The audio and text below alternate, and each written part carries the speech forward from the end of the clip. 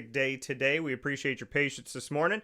Coming off of Veterans Day, and I do want to start off the broadcast before I say anything else by thanking our veterans one more time for everything that they have done. I have had family members, both of my grandfathers up in heaven right now, so Pop Miller and Pop Covino, my great-uncle Bucky, my great-uncle Vincent, and my great-uncle Carmen, as well as my great-uncle Pat, all serving in World War II. They served in the Air Force, the Army, and the Navy during World War II. And, of course, my friend Mark that is currently overseas, my cousin John. I want to thank everybody that has served. I want to thank G-Mama, who's up in heaven as well, who during World War II, when they switched over the some of those plants to making guns and whatnot, she actually put guns together to send overseas. So just want to send my love and my appreciation to everybody who has served, is serving, and will serve in the military here in the United States of America. Much love and respect to all of our Marines, our Navy, as well as our Army and our Air Force. So, with gratitude and appreciation, I want to say thank you.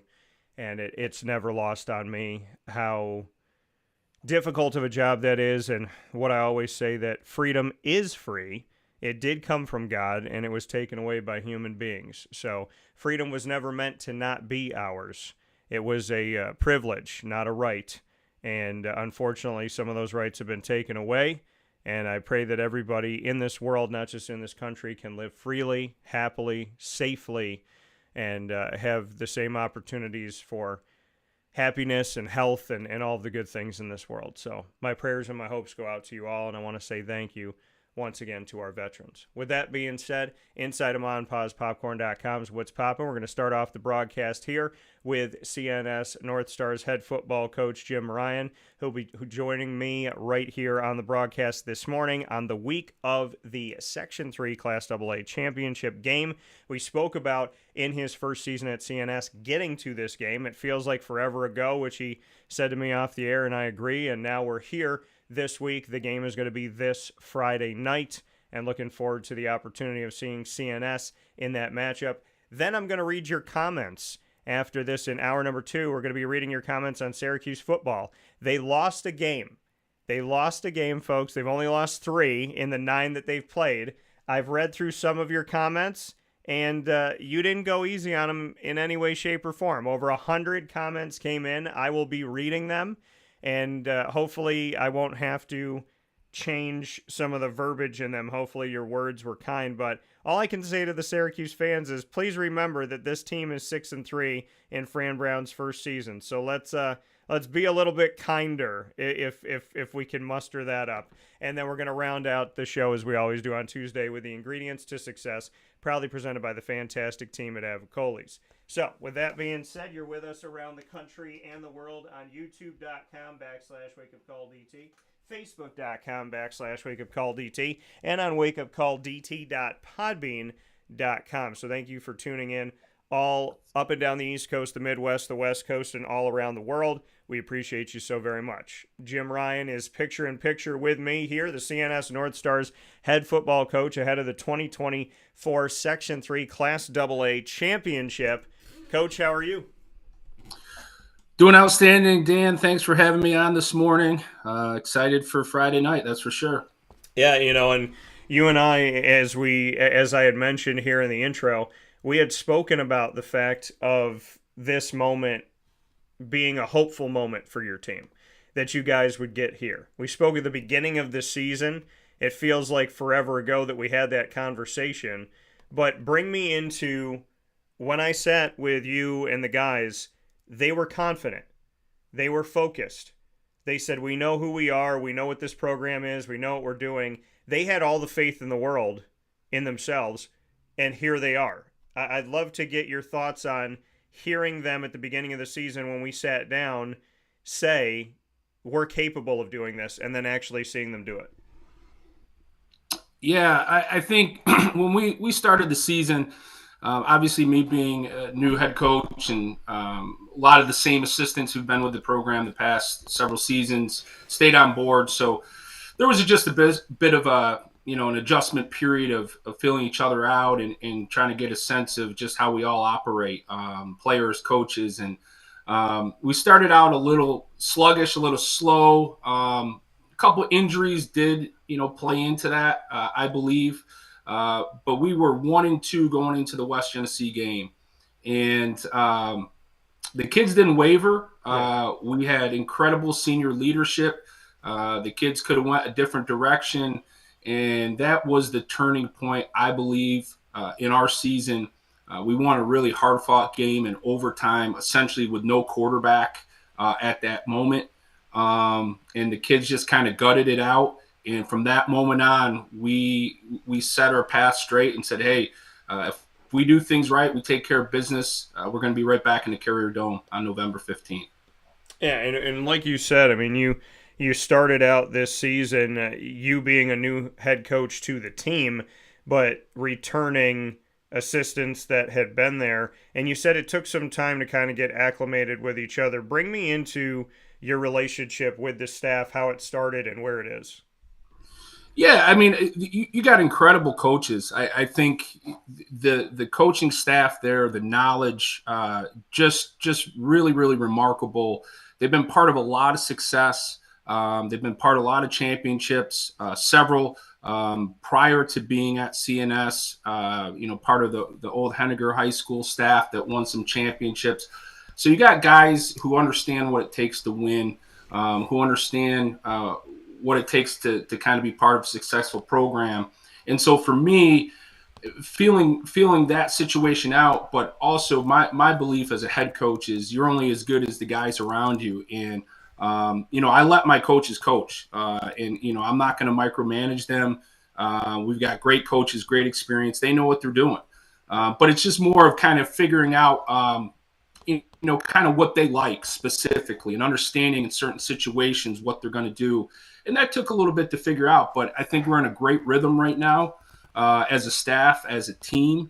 Everyone's bought into what we're doing. And I think that obviously is why we're here, practicing and preparing for this game on Friday night. Yeah, like you said, I mean, a lot of experience coming from this staff and trying to feel them out. Were you surprised that they made the decision to stay with you, to stick it out and to see, what you would bring to the table? Like you said, coming from Henniger with Coach Klein, coming over to CNS, staying with Coach Klein, and you coming in there, was it a surprise to you that they said, all right, Coach, let's see what you got? I mean, to a degree, yeah, absolutely. When I met with each one of the coaches individually to kind of get a sense of their thoughts on the program, the direction where it's going. And after speaking with them, I just told them, hey, listen, it's just going to be a new chapter. You're going to have to get used to my style, which is going to be different than Coach Klein's. I am who I am. I'm not going to change. But just give me a shot, give me a chance, and I believe they have, and vice versa. And I think we're kind of, as I said, we're kind of meshing and hitting our stride at the right time. And I'm just very, very grateful that we as a program have just tremendous coaches and guys that really, really work tirelessly to try to win football games for us. Yeah, and for you, like you said, you have your style, you have your way. How would you describe that style? How would you describe how you kind of go about your business? You said, this is me. I'm not going to change. I'm going to be who I am. Describe what that leadership style is for you. I mean, for me, it's I always try to lead, at least by example. I think little things are important. As well as far as just doing little things when people aren't watching. But at the end of the day, someone's always watching. For me, I'm not a huge yeller and a screamer. I kind of dropped that early on in my coaching career. I believe that I don't need to strike the fear of God into a player to get maximum results and maximum effort out of them. That's my philosophy as a coach. But again, I go and I'm under the belief of, based on some coaches that I've coached for, programs I've been around, to me, the good ones, they let their coaches coach. And again, we're only going to be as good as the guys around us. And we've got some tremendous coaches. So I'm not going to micromanage them. We have a good relationship. I know what the game plan is each week, offensively, defensively. And I let those guys go do their thing. And, I'll have input here or there along the way. But collectively and collaboratively, I think is my approach. And then just, you just try to lead by example. You try to set the right example and do the right things for everyone involved. That coming here from Jim Ryan, head coach of the CNS Northstars football program. Speaking ahead of the 2024 Section 3 Class AA Championship, Coach, you spoke about earlier on in the season that you were 1-2 when you went into that game against West Genesee, that you won 20-13. The two losses at CBA against Liverpool. Ironically, you got to face them both in the postseason. The second time around, facing Liverpool after losing 6-0, you defeated them in the semifinals to get to this championship game this Friday night, and that game was a 35-13 victory at Liverpool. Bring me into what you saw the first time around with Liverpool as you guys were still getting acclimated to each other, and then what you saw here in the postseason. Yeah, it was early on. I kind of joke. The Section 3 football committee didn't do us any favors with scheduling. We go against a perennial Section 5 power in the Dome, and then we open up our league play at CBA, and then we get to host our longtime rival in the second game of the season. So, we were prepared early on for big games, and I didn't think we handled them poorly. The CBA game was 14-0 with 9 minutes to go in the game. I mean, we were hanging in there. We were fighting. We just kind of ran out of gas towards the end of that one, and we weren't quite ready for that game. And I said it to the guys, said it to the coaches. I'll put that on me. We weren't quite ready to play in that game. Liverpool had some a little bit of adversity, quarterback situation. Quarterback goes down. I think if he plays out that remainder of that game, I think we sneaked that one out maybe by a touchdown or so. But don't want to say it was the revenge tour, but we're kind of looking at that way. We're excited. We had the opportunity to play Liverpool again, and we knew we had to go through them to get to the Carrier Dome, and we knew that was going to be the case. Week 3, week 4, we were feeling real good about where we were at as a program. Moving forward and kind of the system we bought into on the offensive side. So we were excited about that, and everybody bought in, and, we got to the point of playing Liverpool at Liverpool, and the defensive coaches had a great game plan. We made it really hard for them. And then offensively, we kind of just keep doing what we're doing. We want to make it a fist fight in the phone booth type of game. And, our kids played great. And overall, collectively, it was probably one of the better games we played all year. Yeah, and the game was closer going into halftime, that game against Liverpool. So what was it about the second half that you feel like things just opened up for you guys? Yeah, I mean, we ran out of time right at the end of the first half. Again, hindsight's 2020. You'd say, we should have ran this play or did that. We threw an interception in the end zone. We tried to, out of our Wildcat package, we tried to, make it look like we were going to run it, and we tried to pass it. And, kid made a good play, and, it is what it is. But I feel we all felt we should have another touchdown on the board at that point. And then we came out in the second half, and the message to the kids was just finish, just do what we do. And, we ride our seniors pretty heavily, and, Anthony Johnson, I don't care what anyone else says. He's a CNY player of the year, in my opinion. He's as good on the defensive side as he is on the offensive side. So if any voters out there are listening, that's my pitch for him. He, in my opinion, our coaching staff, he should be player of the year. Just another tremendous game out of him, both sides of the ball. And our guys up front who don't get the headlines in the paper, the offensive line, just been incredible the last several weeks. And, they're the ones paving the path for our running game. And so a huge shout out to those guys. They're just doing a tremendous job, and our coaches are doing a great job getting them ready each week. Yeah, you spoke about Anthony Johnson, and Anthony and I, obviously, when we had that show going into the season, him and I spoke. That was one of the guys that you chose to sit in with me. And it was funny because his family reached out to me and they were like, hey, look at his numbers, look at what he's done and this and that. And I mean, he sitting next to me that day, so humble, very kind of very well spoken, very just like calm and peaceful. And then you look at what he's done and how he's attacked this season and some of the numbers that they come across your desk. And like you said, you believe that he should be nominated. He should have an opportunity to win. And I mean, I'd love for you to just share like what he has done offensively and defensively, to go a little bit deeper into Anthony's play, a little bit deeper into his numbers to let people know, because this is a kid who told me, hey, I got a preferred walk-on opportunity at Syracuse, not a full scholarship. And then he goes and has this season. So I'd love for you to share with people exactly what he's done this year. Yeah, Tone is a intense player when he's on the field. He's all business. Once he hits, he gets in those stripes and gets on the playing field, it's all business. And he carries himself that way on the field. Intense player. He's just under 1,900 yards rushing on the year, and he missed a game. I think he's got 27 touchdowns, maybe somewhere around there, 28 touchdowns on the season. Came off a 282-yard, 24-25 carry, 4-touchdown performance in the semifinals, which is impressive as can be. But also on the defensive side, interception in the Liverpool game, just a couple incredible tackles, just driving on the football from his safety spot.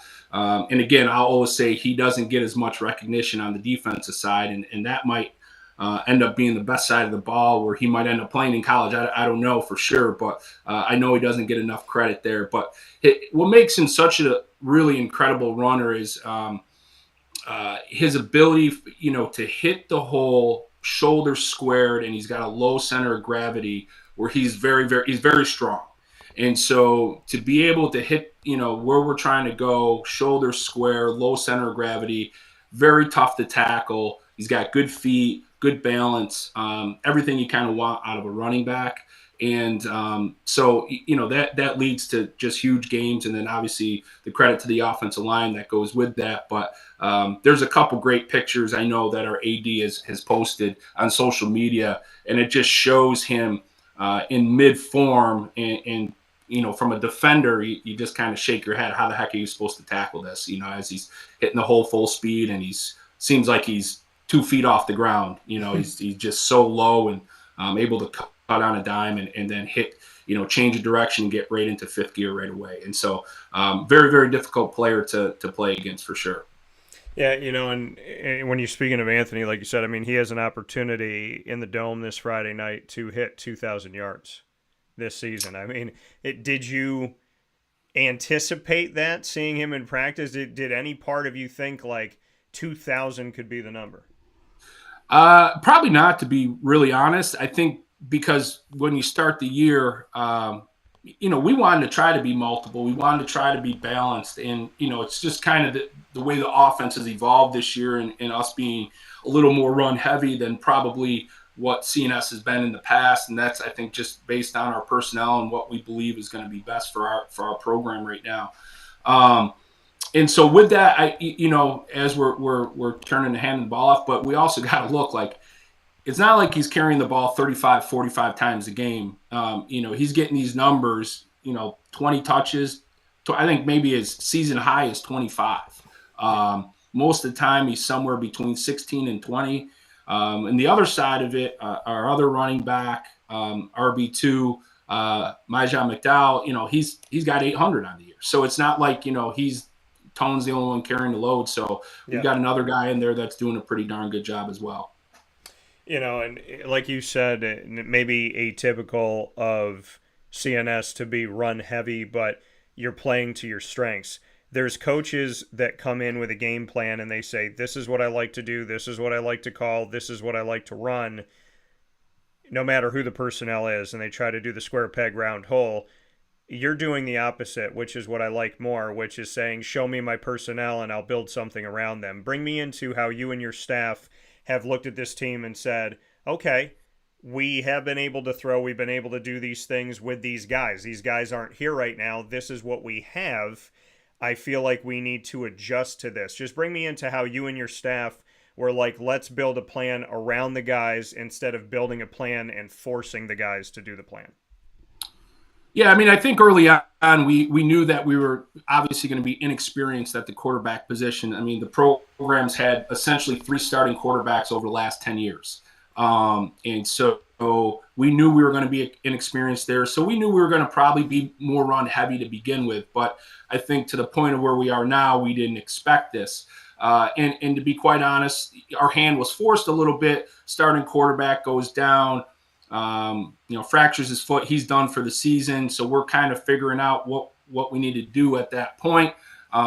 Utica Proctor game, we brought up the JV quarterback, Brandon Tyler, who's done just a tremendous job. He's a freshman. He's 14 years old, maybe 15 now. I'm not quite sure. But just a young kid, very humble. He's about his business. He can spin the football. We know that. So when we need to throw, he is a capable thrower. It's just right now offensively, you're averaging 8-9 yards a carry as a team. That's a successful formula. If we can keep it out of the other team's hands and play good defense to great defense and be sound in special teams and not turn the ball over at all, we're going to be in great shape and put ourselves in position to win an awful lot. Yeah, Coach, one of the things that I think, and arguably maybe the most demoralizing thing that you can do to a team on a football field, is to back them into their own end zone slowly and systematically. And you do that with the run, that kind of back 3 yards, back 5 yards, back 7, back 10, back 12, and all of a sudden they turn around and their cleats are in their own end zone.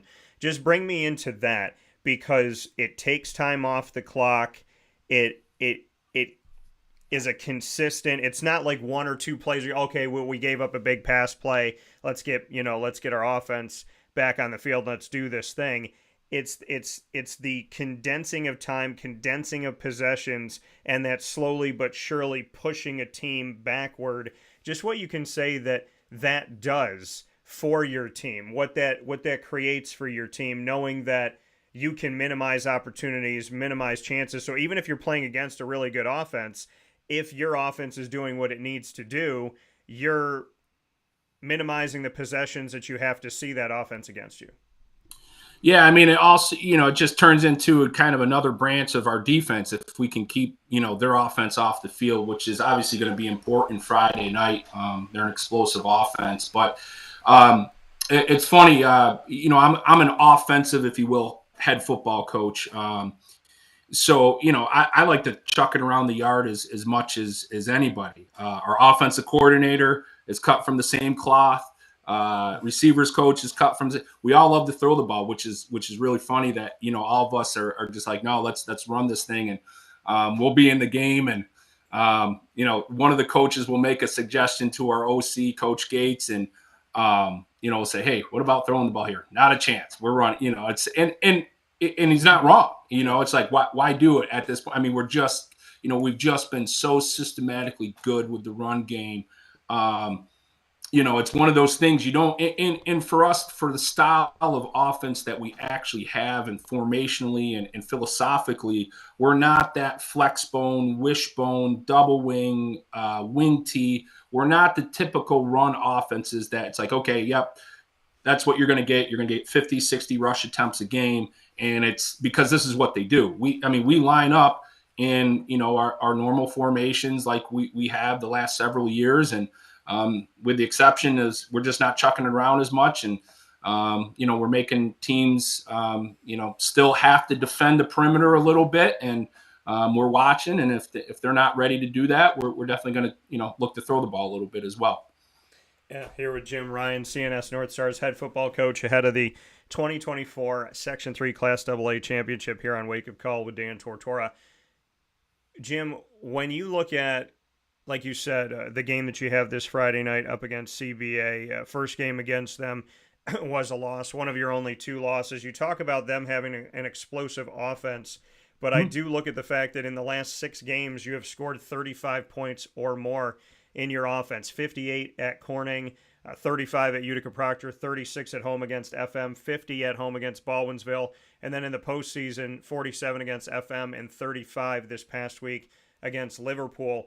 How this offense, I know you said you've been run heavy, but just the evolution of the offense and the evolution of the team as a whole to be in a place where you're scoring almost 40 points a game for your last 6 consecutive games. Yeah, it just comes back to our kids, number one, buying in. And we've talked about it almost every week. Continue to believe in what we're doing and don't waver from it. And then a huge hat tip to our coaches on the offensive side, Coach Gates, Coach Raz, Coach Mars, and the defensive coaches as well. We're all in. We all want to collectively try to make this thing the best version of ourselves.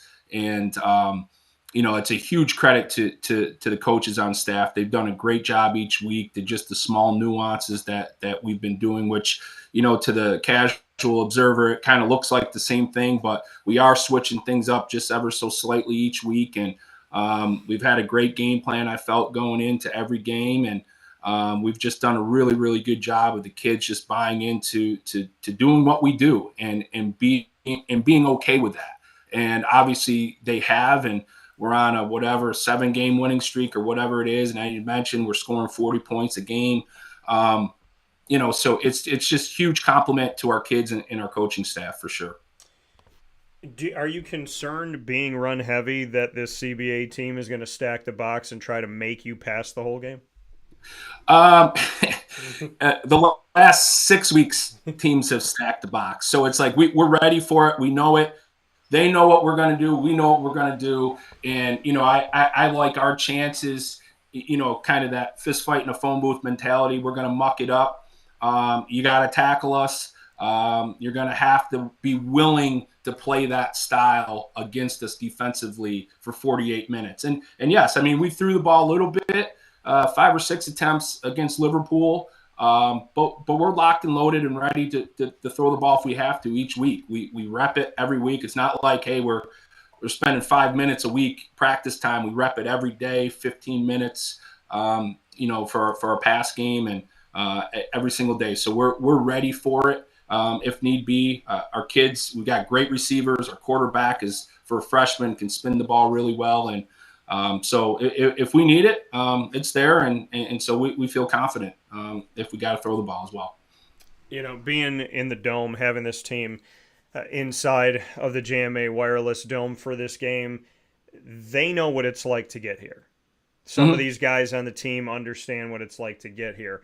What can you say about their belief in you? The fact that this CNS team under Dave Klein had a ton of success and won sectionals and then moved on for state playoffs and opportunities there. And then here you are, you come in, and they have said, okay, you know what, Coach, you're leading us, you're our guy, and they've given you an opportunity. Just what you can say about the student athletes opening their door to you, giving you a chance, and believing in your message, and believing in the fact that they could get back here with you. Yeah, it's great, and again, I'll deflect. It's not about me. The kids. I give all the credit to our kids and the coaching staff. They just do a tremendous job each week, and I'm glad they've embraced me as the new head coach of the program. It's been a long 7-8 months since I started. I'm not going to lie. It's there's been a lot of work that's gone into it, but I'm glad that we're seeing the reward of a lot of that hard work. And, again, it's the kids just keep telling them, don't ever take this for granted. I know some of the seniors have been there before, but for some of the younger kids, this is their first time stepping foot in the sectional championship game. So never take it for granted. Play for the name across your chest and the star on the helmet, and kind of the rest will take care of itself. Yeah, I love it. This coming from Jim Ryan. Jim, before we play rapid fire, I do want to get into another piece of this, and that being the fact of, you mentioned your opponent, you mentioned CBA on the other side. Just what you can say about what Casey Brown has done. They have a 10-0 record right now coming into this championship game. just what your takeaways have been about Christian Brothers Academy as you look ahead to the championship. Yeah, I mean, the last time they lost was against CNS in the sectional championship a couple seasons ago. So they've had an incredible run. They're a talented group, a young men over there. They play with a lot of confidence, and they're going to be an incredible challenge. But the beautiful thing about all this is our boys are up for the challenge. I don't think the moment's too big for them. I don't think this game's too big for them. They expected to be here against CBA. So I think they're dialed in. They're ready to go against these guys. But it's going to be an incredible challenge. We're going to have to play, close to a perfect game, and and really put a lot of pressure on them to make some big plays. And I think at the end of the day, if we can minimize their explosive plays and don't turn over the football, score points, whether it's field goals or touchdowns in the red zone, and be great on special teams, I think we're going to have a great opportunity to beat CBA on Friday night. Two things coming off of that. High school, it seems like trusting in a kicker is really difficult at times. What can you say to your kicker, like you said, whether it's touchdowns or field goals, just how you feel about your kicker? Hey, we practice PAT field goal every single day. It's the first thing we do when we start practice. And so Jacob Purdy, capable kicker, we've only attempted 2 field goals this year, and but capable kicker, has a big leg. I think if we need one, not going to be hesitant. Obviously depends how the offense is kind of churning away, and it's 4th and 2. On the 15, I'm probably gonna go for it.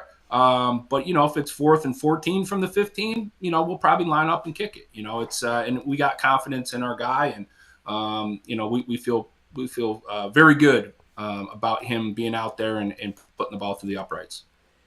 You've seen this CNS CBA rivalry that has just grown over the years from the outside looking in at it. Now you're on the inside looking out.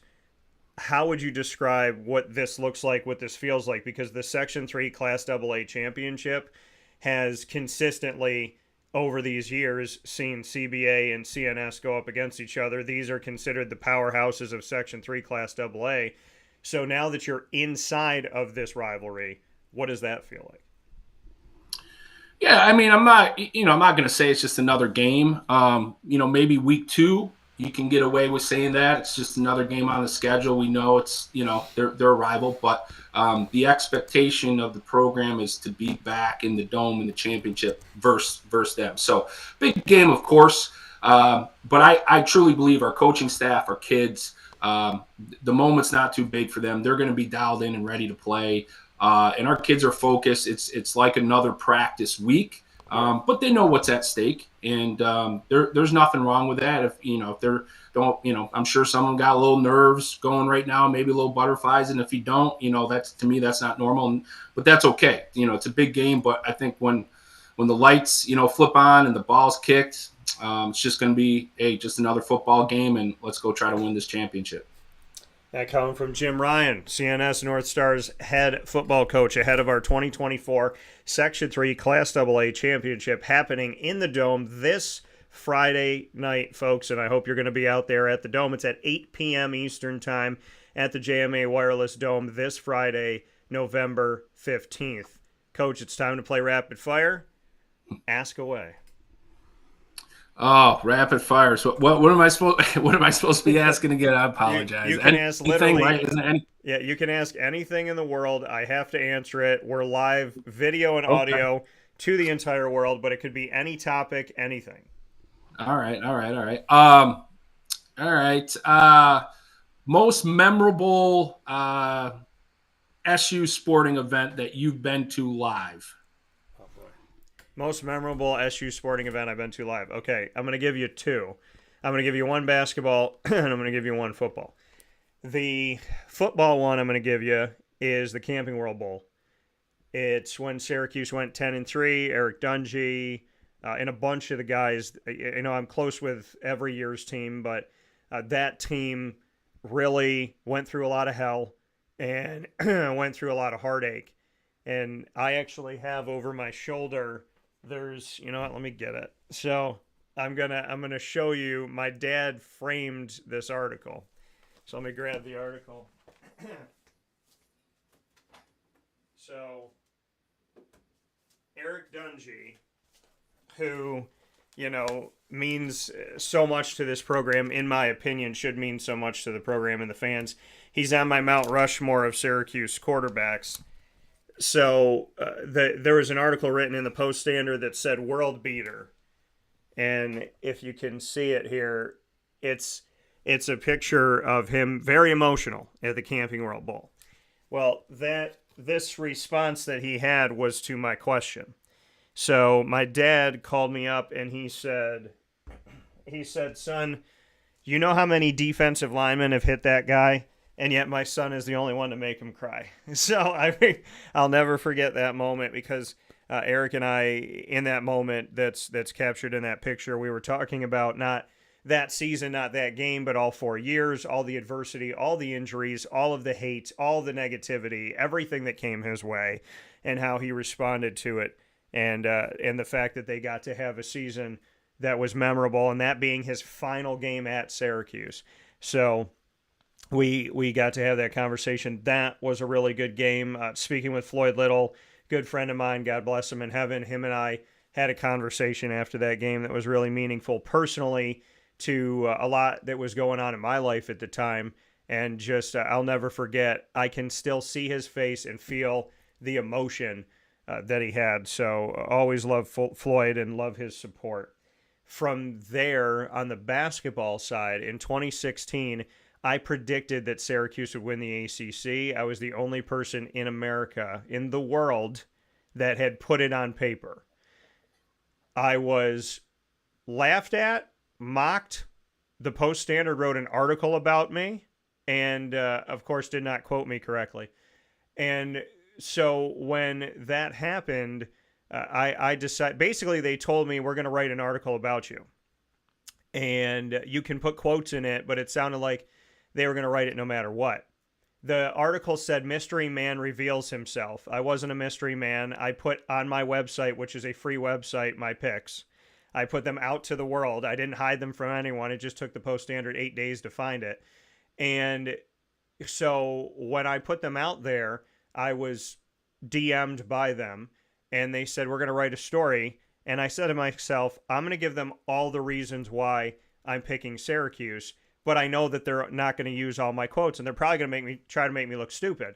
So, of course, they used 2 of my quotes. They didn't use full quotes, and so I wrote a story that had all of my reasoning in it, and so that people actually knew why, and I broke it down, what players, who was coming back, this and that. Well, Syracuse, I picked Syracuse, and I picked North Carolina second. Well, Syracuse had a good season that year, and a lot of the things that I spoke about that were not put in that article, well, those players came to play. And I was with them through the NCAA tournament, as I am throughout the years, by the grace of God, and thanks to the NCAA as well, and to Syracuse University. So covering the team, I'm on the road with them. I tell my dad, "You got to come with me. You got to come with me." I was in Chicago and I was in Detroit. And I said, "Pops, you got to come with me." He said, "If they make it to the Final Four, I'll go." So they're down by 16 to Virginia. I put my head down and I say to myself, it ain't over. I didn't hear no fat lady sing. Like, it's not over till it's over. And so I picked my head up. I think somebody next to me said something about the fat lady and singing and that moniker. And I just remember saying, it's not over. They win. My dad calls me. My dad is not known to really cry. And my dad, I picked up the phone and I was like, "Dad," and his voice was so high. And he was like, "We're going to the Final Four. We're going to the Final Four." And he said a bunch of stuff. And he was like, "Take that, Virginia." And I just remember that moment. And then, my dad and my mom kind of saying to me throughout the season, they're like, "What's the Post Standard going to do when you're right? What are they going to do when you're the only person in America and they try to make you look like an idiot and you end up being smart and you end up being right and nobody else can take credit?" Well, of course, they didn't write a follow-up article. Everybody stayed quiet. The people in the Post Standard were with me at the Final Four. Nobody looked at me. So that moment, I would say, was a really beautiful moment because I went to the Final Four with my dad in Houston, and I could literally sit there, take a deep breath, and half of the Final Four was the two teams that I picked to be at the top of the ACC, Syracuse and North Carolina. And that time in my life, I could say that I was the only person on record that predicted Syracuse to have a good season that made it that far, and there was absolutely nobody that could take credit for that. So in a time where people tried to put me down, I got lifted up. And I can only thank Mike Benajay, Tyler Lydon, Malachi Richardson, Trevor Cooney, and all those guys for making me look good because they're the ones that put the work in. So I'll never forget that moment. I'll never forget that. So Cool. You're not the only person misquoted, Coach. So my question back to you is, what has been your favorite moment in sports that you've been a part of? Oh boy. As a coach or just as a fan? Whatever you want. Yeah. There's been a ton. I just been really fortunate and be blessed to I'm thinking about it as I asked you that question about the Syracuse Orange. Yeah. One of the ones I remember is from that from their championship year for me. Just I made it to every home game that year because of Melo. I knew he was going to be a one and done guy. He was so good. And the only game I missed, I think, was their last home game. For whatever reason, I didn't go. But the Pitt game that year, I walked up. I'll never forget it because I went with one of my brothers, and we walked up to the Dome at the time, and I still laugh about this. It was like a $10 general admission ticket, and I'm just like $10, I just sat up in the 300 someplace, and I've been to a lot of great games there at the Dome, and that one, I don't know, it just had a different feel to it. Jeremy McNeil hit a couple foul shots down the stretch, and the guy was shooting like 45% on the year. And, they had that half-court shot go in, but either time went out or there was the buzzer went out or there was a timeout called Pitt, and there was some scramble at the end. And Cuse ended up winning it, and it was a huge win. And, so that one was a good one. Obviously, being there at the Clemson game when they upset them football-wise was a really good one. Going back into the 90s, Virginia Tech, Cuse game, that was incredible. These are games that I've been at, was there live to watch. There was a bunch. It's so the SU memorable ones are really good. I would say, personally as a coach, one of the memorable ones for me is when I was on the college side of things. When we made it to the national quarterfinals, the winningest year in program history, and we got to play up in Minnesota against St. Thomas, who now is a Division I school. But that was really, that was pretty memorable to be part of history at a school at, the first time that's happening. So as a coach, that's been great. And then obviously being right now, getting an opportunity to play for a sectional championship, first year as a head coach, I haven't really had time to really let it sink in or, there just hasn't been time. It's just, we got to prepare and get ready, but definitely pretty special moment for me, coaching wise. And then, some of my own kids' successes, that have been fun, and, was part of my oldest son. He won a couple sectional championships with lacrosse and one with football. And so, just kind of be part of those things and seeing your kids do great. That's one thing that's always really, really special to me, is seeing my kids succeed. It's great part of being a parent. And so I'd say those are some random highlights off the top of my head. Well, and let everybody know the team that you were part of in college. I want to celebrate that as well. Oh yeah, Hobart College. Just down the road.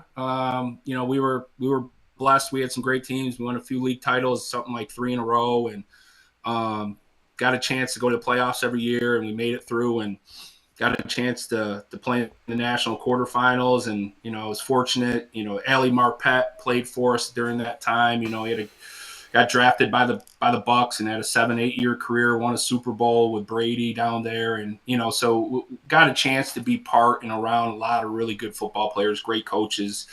Some were still very dear friends of mine, and so always grateful for those opportunities in my past. They've helped shape me as a coach. I still talk to Coach DeWall, who's the head coach at Hobart now. He's a good friend of mine, so still talk to him on the regular. And he's always been a big part of my coaching path. And so I'm fortunate that I've been around a lot of really good people.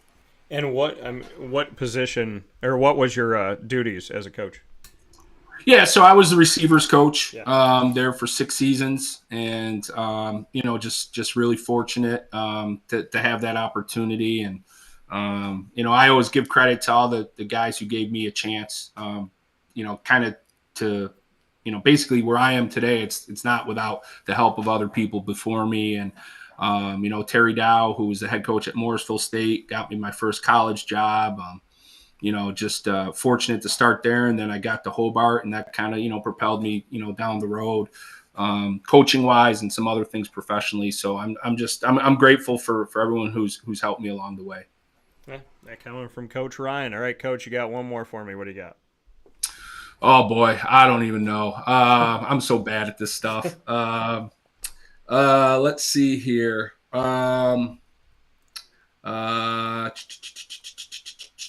Favorite holiday? How about that? We're around the holiday season. Favorite holiday? Yeah, my favorite holiday, Christmas, and that is because it is Jesus's birthday.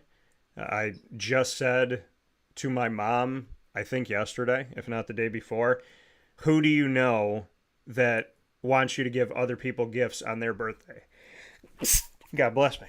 So, but who would you know that does something like that? So, to me, I think Christmas, it's so much more than a commercial holiday. It's so much more than getting things. And, to me personally, it's celebrating the birth of Jesus Christ. It's celebrating the God that I know to be true, to be real, that has guarded me and guided me through my entire life, even when I thought he wasn't.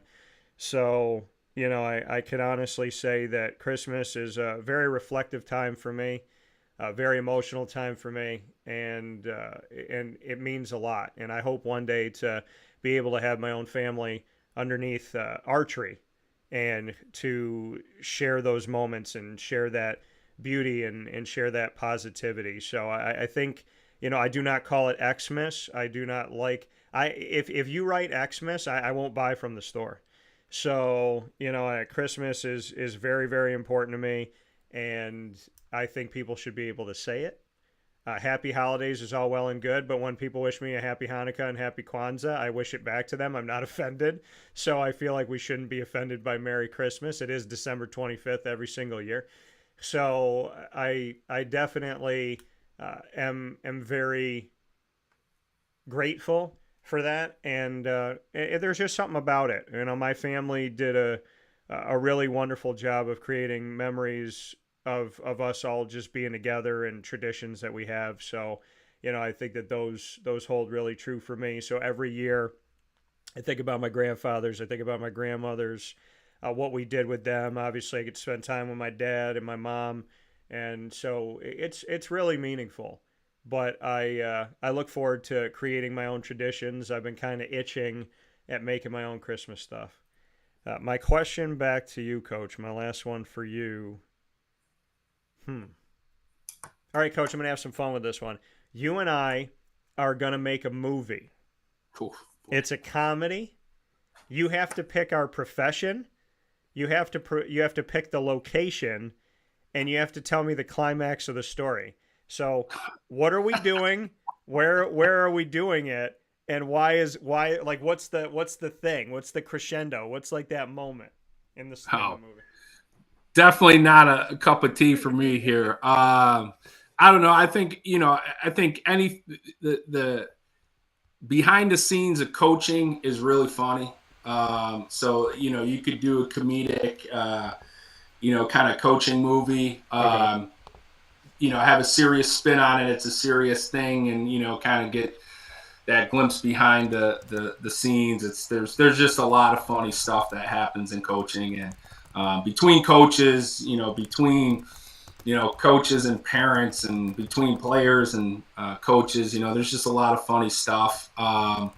And I don't know what the crescendo would be at that point. If it's something playing for a championship and things going south, and maybe something like that, put some stuff in perspective, and about the coaching profession, and how we all want to win. But there could be some funny stuff in that storyline for sure. Okay, what city would we be in? Ooh, I feel like some obscure city would be good. Might make it funny. So like, maybe, some small town anywhere, Okay. It doesn't matter what part of the country, but I think, if you did some small town, Right. And you had some, maybe you had a little more community involvement, and, kind of everybody's into everybody else's business, and, could be kind of fun. Kind of take that old show, Coach, but kind of make it into a movie, maybe, perhaps, or something like that. I don't know. Okay, so how about this? There's a small town in Wyoming called Buffalo. so Yeah. so There we'll be in Buffalo, Wyoming. How about that? there you go. But yeah, and then you could obviously have fun with that, and Cowboys could be your team, team name, even though you're in Buffalo, and whatever, and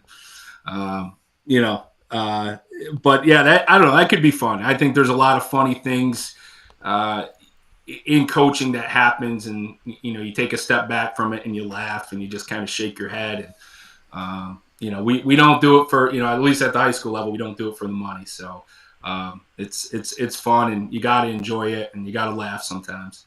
Yeah, I love it. Well, with that being said, Jim Ryan, CNS Northstars head football coach, ahead of the 2024 Section 3 Class AA Championship, which will be this Friday, November 15th at 8 p.m. at the JMA Wireless Dome. We look forward to seeing you there. The 8-2 CNS Northstars will take on the 10-0 CBA Brothers in this championship game, and this is the first opportunity as a head coach and of the Northstars for Jim Ryan to hoist that title with his team. So we look forward, like I said, to seeing you out there supporting the kids. As always, here on Wake Up Call with Dan Tortora, it's about promoting the wonderful community that we have here in Central and Upstate New York, and taking care of these kids to the best of our ability for the future of our community and the future of this planet. So, Jim, thank you for the work that you and your staff continue to do with the Northstars. Give my best to the kids. Tell Anthony and the crew I said what's up. And definitely appreciate all the work that you guys have done. Everyone that was a guest on the show a few months ago was an absolute pleasure to have, and the team itself, for all the guys that showed up, and for everybody there in general. I want to say thank you to you, Tim Bednarski, and everybody over at CNS for the work that you do, and for always having an open door policy for me. So I appreciate it. Appreciate you, Dan. Appreciate the love and support always. And hey, listen, you're coming out to the game. Make sure you carpool, right? We want to minimize costs as much as possible. It's $20 to park. So please carpool. We want to get as many people there to support us. And as always, go Stars. And thanks for the love, Dan. Appreciate it. Absolutely. I'll talk with you soon. Take care. That coming from Jim Ryan here on Wake Up Call with Dan Tortora, where sports truly meets that thing called life. Coach of the CNS Northstars. They are 8-2, and they are heading to the championship game against Christian Brothers Academy and the Brothers, who they will face off this Friday, November 15th at 8 p.m. Eastern Time in the Dome. Speaking of the Dome, guess what? We got some talk about that team that plays in the Dome and calls the Dome home. That is the Syracuse Orange, and we will be discussing the Syracuse Orange after this fast break. I asked you to give your thoughts. This is exactly what I said, so you know exactly what people are responding to. This is what I've given. And so here is what I put out there. I said Syracuse is now 6-3 overall, bowl eligible, and 3-3 in the ACC. What are your thoughts, opinions on the current state of Syracuse Orange football? Well, I got a ton of comments from you. I'm going to be reading those comments live on the air here on Wake Up Call right after this fast break. So what you think about the Syracuse Orange football program is coming up, and I am more than happy to. We have over 170 comments that have come in here, and y'all have replied to each other and whatnot. I will do my best to get through these comments, and that'll be coming up after this fast break on Wake Up Call with Dan Tortora. Stay with us. Here's a message from Renee from Bryan's Landing, located on 6523 East Seneca Turnpike in Jamesville, New York. Open Tuesdays and Wednesdays for dinner, Thursday through Saturday for lunch and dinner, and Sundays for brunch. It's a lot like the way that my mom and dad ran their restaurant. We have put in place a lot of people that are family to us, very similar to how my dad hired people that were family to him. And then the tradition I'm carrying on is a lot of the items that are on our menu are my dad's. And he taught our chefs how to recreate his dishes. So I think that Tommy McNerney, who our executive chef is, to him it is an art. And I think that when he does create a dish, it's not just about making the food taste delicious, which is definitely our priority, but it's an art to him, and it's almost like his canvas on a plate where he just wants the colors to look great, and people love it because he takes pride in that. And Bryan and I appreciate that. We want it to obviously look good and taste good. I will tell you, when we opened up, it was 6 weeks before COVID. And what was amazing was the community, our friends and family stepped up, and everybody did takeout. Everybody supported us. Our hearts were just so filled. So to Bryan and I, obviously our friends come all the time, and we just have repeat customers in Jamesville, and I think people going to our previous restaurant in Green Lakes are making the trip to come to Bryan's Landing to support us. And I mean, I think we have great food and a great atmosphere. So it's very, very important to us. Head to Bryan's Landing, located on 6523 East Seneca Turnpike in Jamesville, New York, where memories have become recipes that are now meals to share with you. Tuesdays and Wednesdays for dinner, Thursday through Saturday for lunch and dinner, and on Sundays for brunch.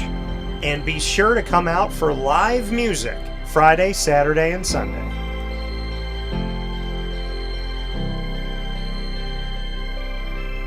Here is a special message from Brian Bruno, owner of Servomation Refreshments Incorporated. I grew up in the family business, had the experience of working for a national food service company with thousands of employees, and as much as I enjoyed the experience I had, there's something about, owning my own company and being able to change the things I saw wrong with the industry firsthand, which is why I moved back to my hometown in Canastota, New York to launch Servomation. It was back in 2007. When we first started the business in 2007, really you didn't find any machines with credit card readers. There was a lack of variety in machines. You got stuck with basically whatever the vending company wanted to sell that day. There's a lot of inefficiencies in the business, and those were all things that we saw as opportunities, both from a customer level to improve and from an operating level to be more efficient.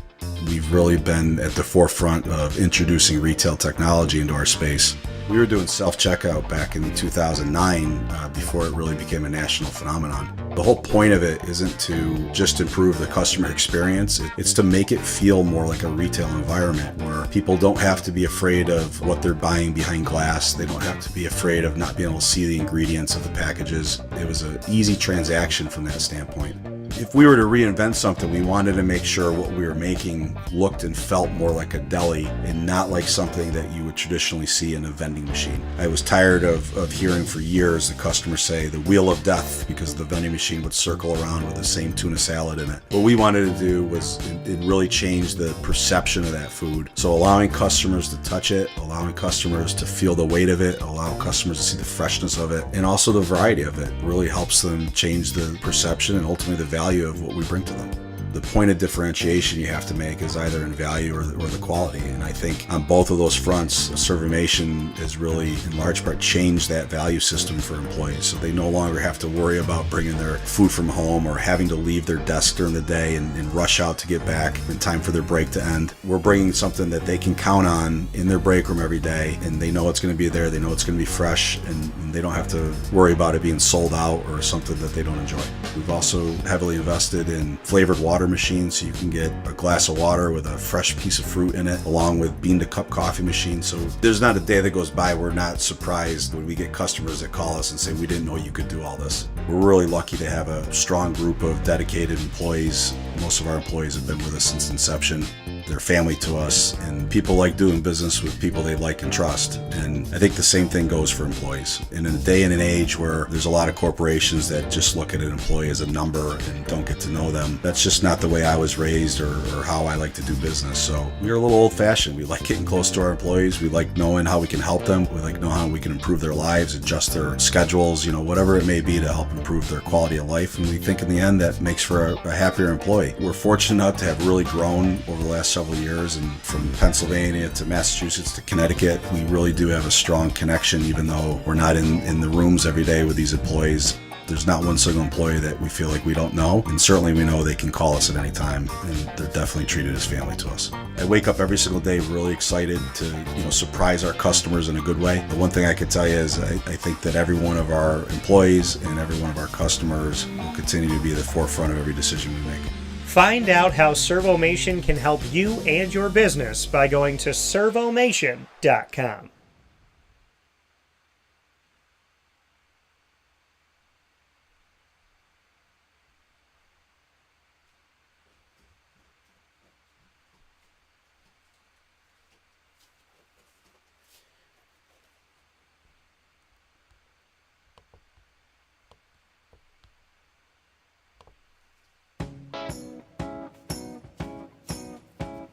In these unique times, there are those in our community that give us a sense of normalcy and positivity. Pizza Man on 50 Oswego Street in Baldwinsville has been here for you for over 35 years and is here now. Call 315-638-1234 or order online at pizzamanbville.com to bring those familiar tastes into your home. And remember to come see our monthly on-site broadcasts centered around the community and our Baldwinsville Bees. Pizza Man in Baldwinsville. Any way you slice it, they are always here for you.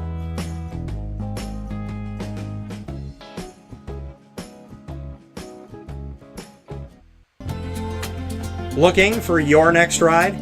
Look no further than Great Lakes Honda City, located on 7140 Henry Clay Boulevard in Liverpool, New York. Serving our community for decades, their new and pre-owned vast array of vehicles are available to you Monday through Saturday on site. To search from home, shop at GreatLakesHondaCity.com. Call 315-365-5576 to set up an appointment. That's 315-365-5576 for Great Lakes Honda City, 7140 Henry Clay Boulevard in Liverpool, New York. Great cars, great people, Great Lakes. All right, you need to come out here and get yourself the Brooklyn Pickle. I was talking about this with one of my buddies. I was like, yo, there's no better sandwich in the state of New York than the Brooklyn Pickle. And now that I found out that they're going down to North Carolina, we are taking over your taste buds everywhere you are, wherever you're going to be. You need to get yourself out to the Brooklyn Pickle. Pinehurst, you just realized that you found yourself the best sandwich shop that you're ever going to have. This is a glorious moment. It's a blessing to your community. You're welcome. Brooklyn in the house, baby. Go over to the Brooklyn Pickle. You already know what it is. You heard the man. Head to Brooklyn Pickle Pinehurst on 1788 Old Morgantown Road in Southern Pines, North Carolina.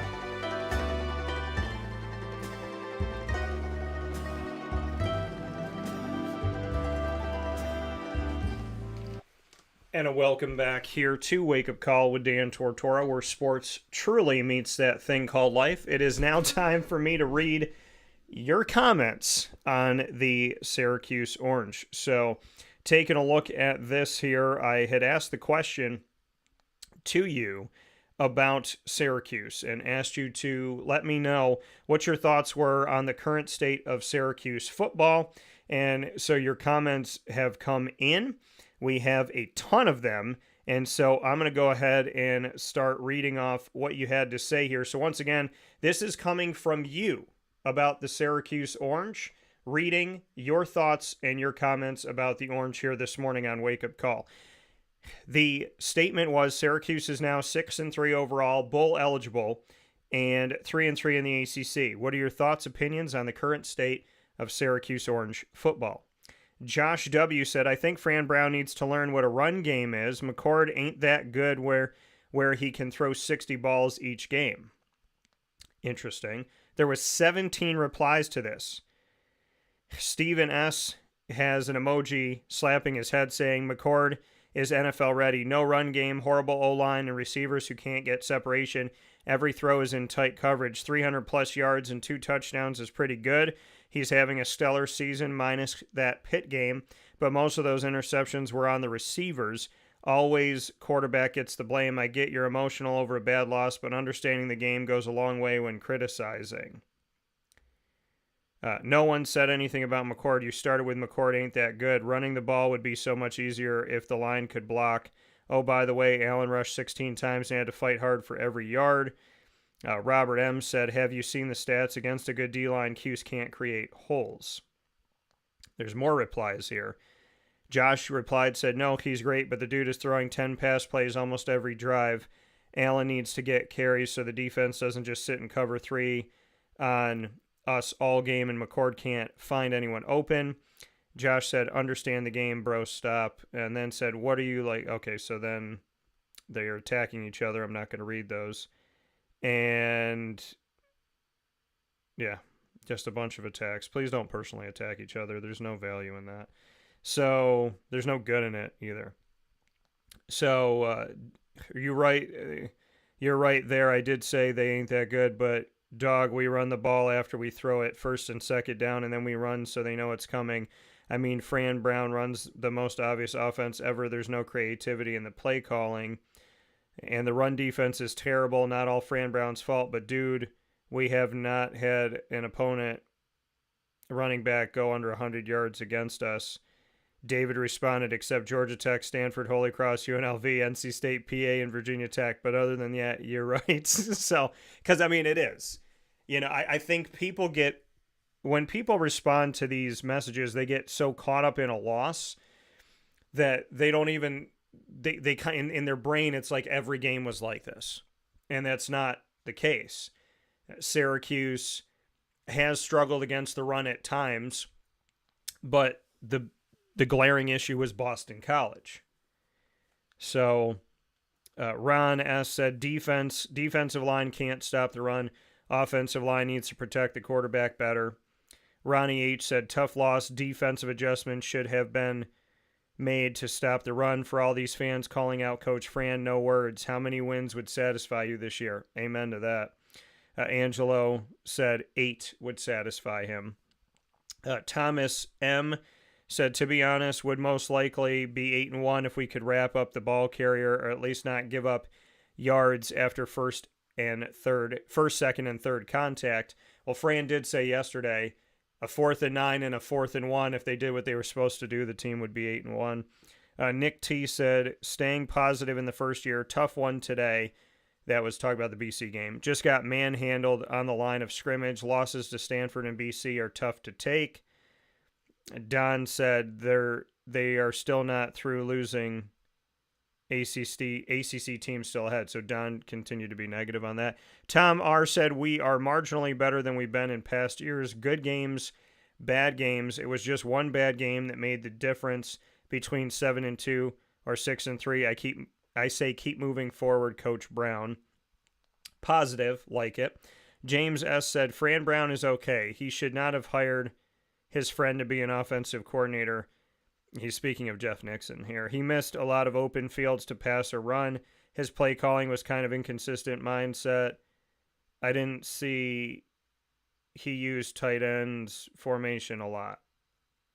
I'm guessing he's saying he didn't see him use tight end formation a lot, but Oronde Gadsden had a good game, and Dan Villari was out there in specific sets created by Jeff Nixon. Josh said the quarterback shouldn't throw that much in a game. John said he agrees. Stephen M. said SU was dominated once again. Speaking of the BC game, Brown did not have them prepared once again. He was not ready to be a head coach. He can't even get the defense to be decent, and he was a defensive guy. I said from day one, that Brown was not the correct hire, and obviously SU has underachieved even with a cupcake schedule. Stay in Boston because they're going to the Fenway Bowl. So I would not say that Fran Brown wasn't ready. I don't think it's fair to... I just don't think that's fair. I think a head coach... Again, I mean, 6 wins was good enough for Syracuse fans for a while because they just want to go to a bowl game. Dave said, I agree. Mark said, back off. He's a first-year head coach with assistants that are not used to the system. Okay. Michael S. said 6-3 with 2 top 25 wins is pretty good for a school of SU's caliber with a brand new head coach. For what SU's willing to pay, they're doing well with Brown in charge, in my opinion. There was responses to this. Steve said, let's break down the wins. Colgate, FCS, Ohio, a MAC team, Georgia Tech, best win of the year, UNLV, backup quarterback, who's really good, though, by the way. And then NC State, backup quarterback, VTech, backup quarterback, and running back. Struggled with all 3 games with backup quarterbacks. Losses, Stanford, awful loss at home. People underestimate how good Stanford is regardless of record. People just circle that game that if Syracuse lost it, it was going to be a horrible, horrible loss. But that team and that coach are not as bad as I think Syracuse fans are saying they are. Pitt, blown out and embarrassed. BC defense was awful. The backup quarterback in second half. SU would be 2-7 at best without McCord. Look at how they struggled against the other team's backup quarterback playing. How many would Syracuse win without McCord? Maybe 2. The lack of adjustment by Brown and his assistants have been the problem. Offense has 0 balance as they don't run much. They actually run more than they used to. Also, the offensive line is almost completely depleted. Defense couldn't stop the run against a high school team. I think that's a little bit much. Poor tackling special teams was awful most of the season, but has improved the last few weeks. Overall, I give a total a grade of C- at this point. They play the second easiest schedule in the Power 4, so 6-3 to me is not a good start, especially playing 4 teams with backup quarterbacks. Like I said, how would SU do without McCord? Not good at all. If you think 6-3 is good, well, that's fine, and certainly your opinion, and I respect others' opinions. But from an honest football analysis, it's been below average here, hence my C- grade so far. Okay. Todd responded saying exactly, this record's not one of the greatest. Is not one of great promise as some want to make it. We needed an experienced coach. Attacking Fran Brown 5 seconds after falling in love with him. That seems like a normal Syracuse thing to do. Steve said, I think recruiting is probably more important than coaching. Roy C. said, I mostly agree. However, most of the backup quarterbacks are better than many Syracuse starting quarterbacks in the last few years. I didn't see any drop off in quality when the backup quarterbacks enter the games. I agree with that. Mike T. said, I think kind of the same. It takes a while to figure out the best way to make the best of the players. They have definitely get out coached at times. Chris responded and said, DEI hire, just like basketball, what do you expect? So Michael said, I love all these quote-unquote fans that couldn't coach a peewee game acting like experts. Steve said, dominated. We lost by 6. Our quarterback threw for almost 400 yards. And then Steve responded to the other Steve. Steve N. was responded to by Steve M., who said, gave up over 300 on the ground, quarterback sacked 4 times again. It's a mess on both sides of the ball. So that was all in response to each other. Once again, for those of you wondering what I am reading your responses. I asked you what you thought of Syracuse football at 6-3, 3-3 in the ACC, and bowl eligible, and these are your responses. Todd C. said, wish we had another year with McCord. Team has holes. Really excited about the future under Brown. The guy is an excellent recruiter. Barry responded, said, it's one thing to be a good recruiter, but you need to hire better coordinators to get the most out of your players. Todd said, coming from where this team was a year ago, we will need some major pieces at quarterback and tight end and clean up some stuff, but Fran is 100% the guy Syracuse needed to hire. More responses. I'm not in disagreement with that, but has hired at coordinator. His hires at coordinators are totally awful, is what Barry said. Todd said not stacking the box versus the run game was wild. And then Chris C said once he gets some success, he will be gone. Robert Y said Coach Brown has the Cuse headed in the right direction. The current college football climate places a greater emphasis on who you get in the portal as opposed to recruits out of high school. The transfer and subsequent success of Kyle McCord will open the door for players around the country to take a serious look at Syracuse. I agree. Brendan C. We're going to get to Brendan C.'s comments here, but just to once again thank you for watching and listening on youtube.com/wakeupcalldt, as well as facebook.com/wakeupcalldt, and on wakeupcalldt.podbean.com around the country and the world. Here, reading your comments about Syracuse Orange Football. I feel like I'm like Mr. Rogers right now. I'm just like reading letters that have come in. But here we go. We continue the reading. Brendan C. said the overall talent on the roster is much better than in the past few years, but there are some serious deficiencies on the offensive and defensive line. In past years, we would have not have won road games against UNLV and NC State, so there's some decent progress in terms of the direction of the program. The offensive play calling has been very good, but the defensive scheme is not working. Just not working. There's plenty of talent on defense, but they don't seem to be used to their strengths. The schedule is significantly more difficult next year, so things are not getting any easier. Fran should study what Indiana's done to flip their roster with a first-year coach and win as a school that has never been a powerhouse in football. Okay. John D. said the line stinks on both sides of the ball. Skilled players on offense are as good as any team in the nation. Secondary and linebackers on defense are well above average. The line stinks, and that's why the Orange is just average. Hope those things are number one on their portal shopping list. And also, the coaching staff makes zero in-game adjustments to what is actually happening right in front of them. It's absolutely appalling that they did nothing to stop BC's ground attack. They don't adjust, and that needs to change. Ken L. said, I'm confused on why coaches just don't understand proper game planning. It's like they get an idea of what they want to do, regardless of what the opponent's strengths or weaknesses are. Absolutely amateur hour, and I don't understand why people think more years making these ridiculous poor quote-unquote mistakes will help them. They have zero comprehension of why running the ball is important. They've overrated our quarterback beyond repair, and I don't think they realize there are other players on the team. It's just pathetic. Losing to BC and Stanford due to ignoring what's easily seen on film, the quote-unquote mistakes made should never be made. A truly competent coach wouldn't make these quote-unquote mistakes. Robert responded, said, I'm confused by people that think they're smarter than the ones being paid to do the job. Coaches get paid a lot of money. Take your genius and go get a job coaching. Ken responded, said, I was in coaching. I got out of it because the incompetent yes men get promoted before the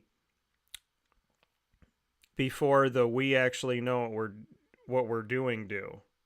Those, I guess he's saying, the incompetent yes men get promoted before those that actually know what they're doing. Football is more about politics now than it'll ever be about football. Getting paid a lot due to a job doesn't mean you know how to do it properly. It definitely doesn't mean you're good at it.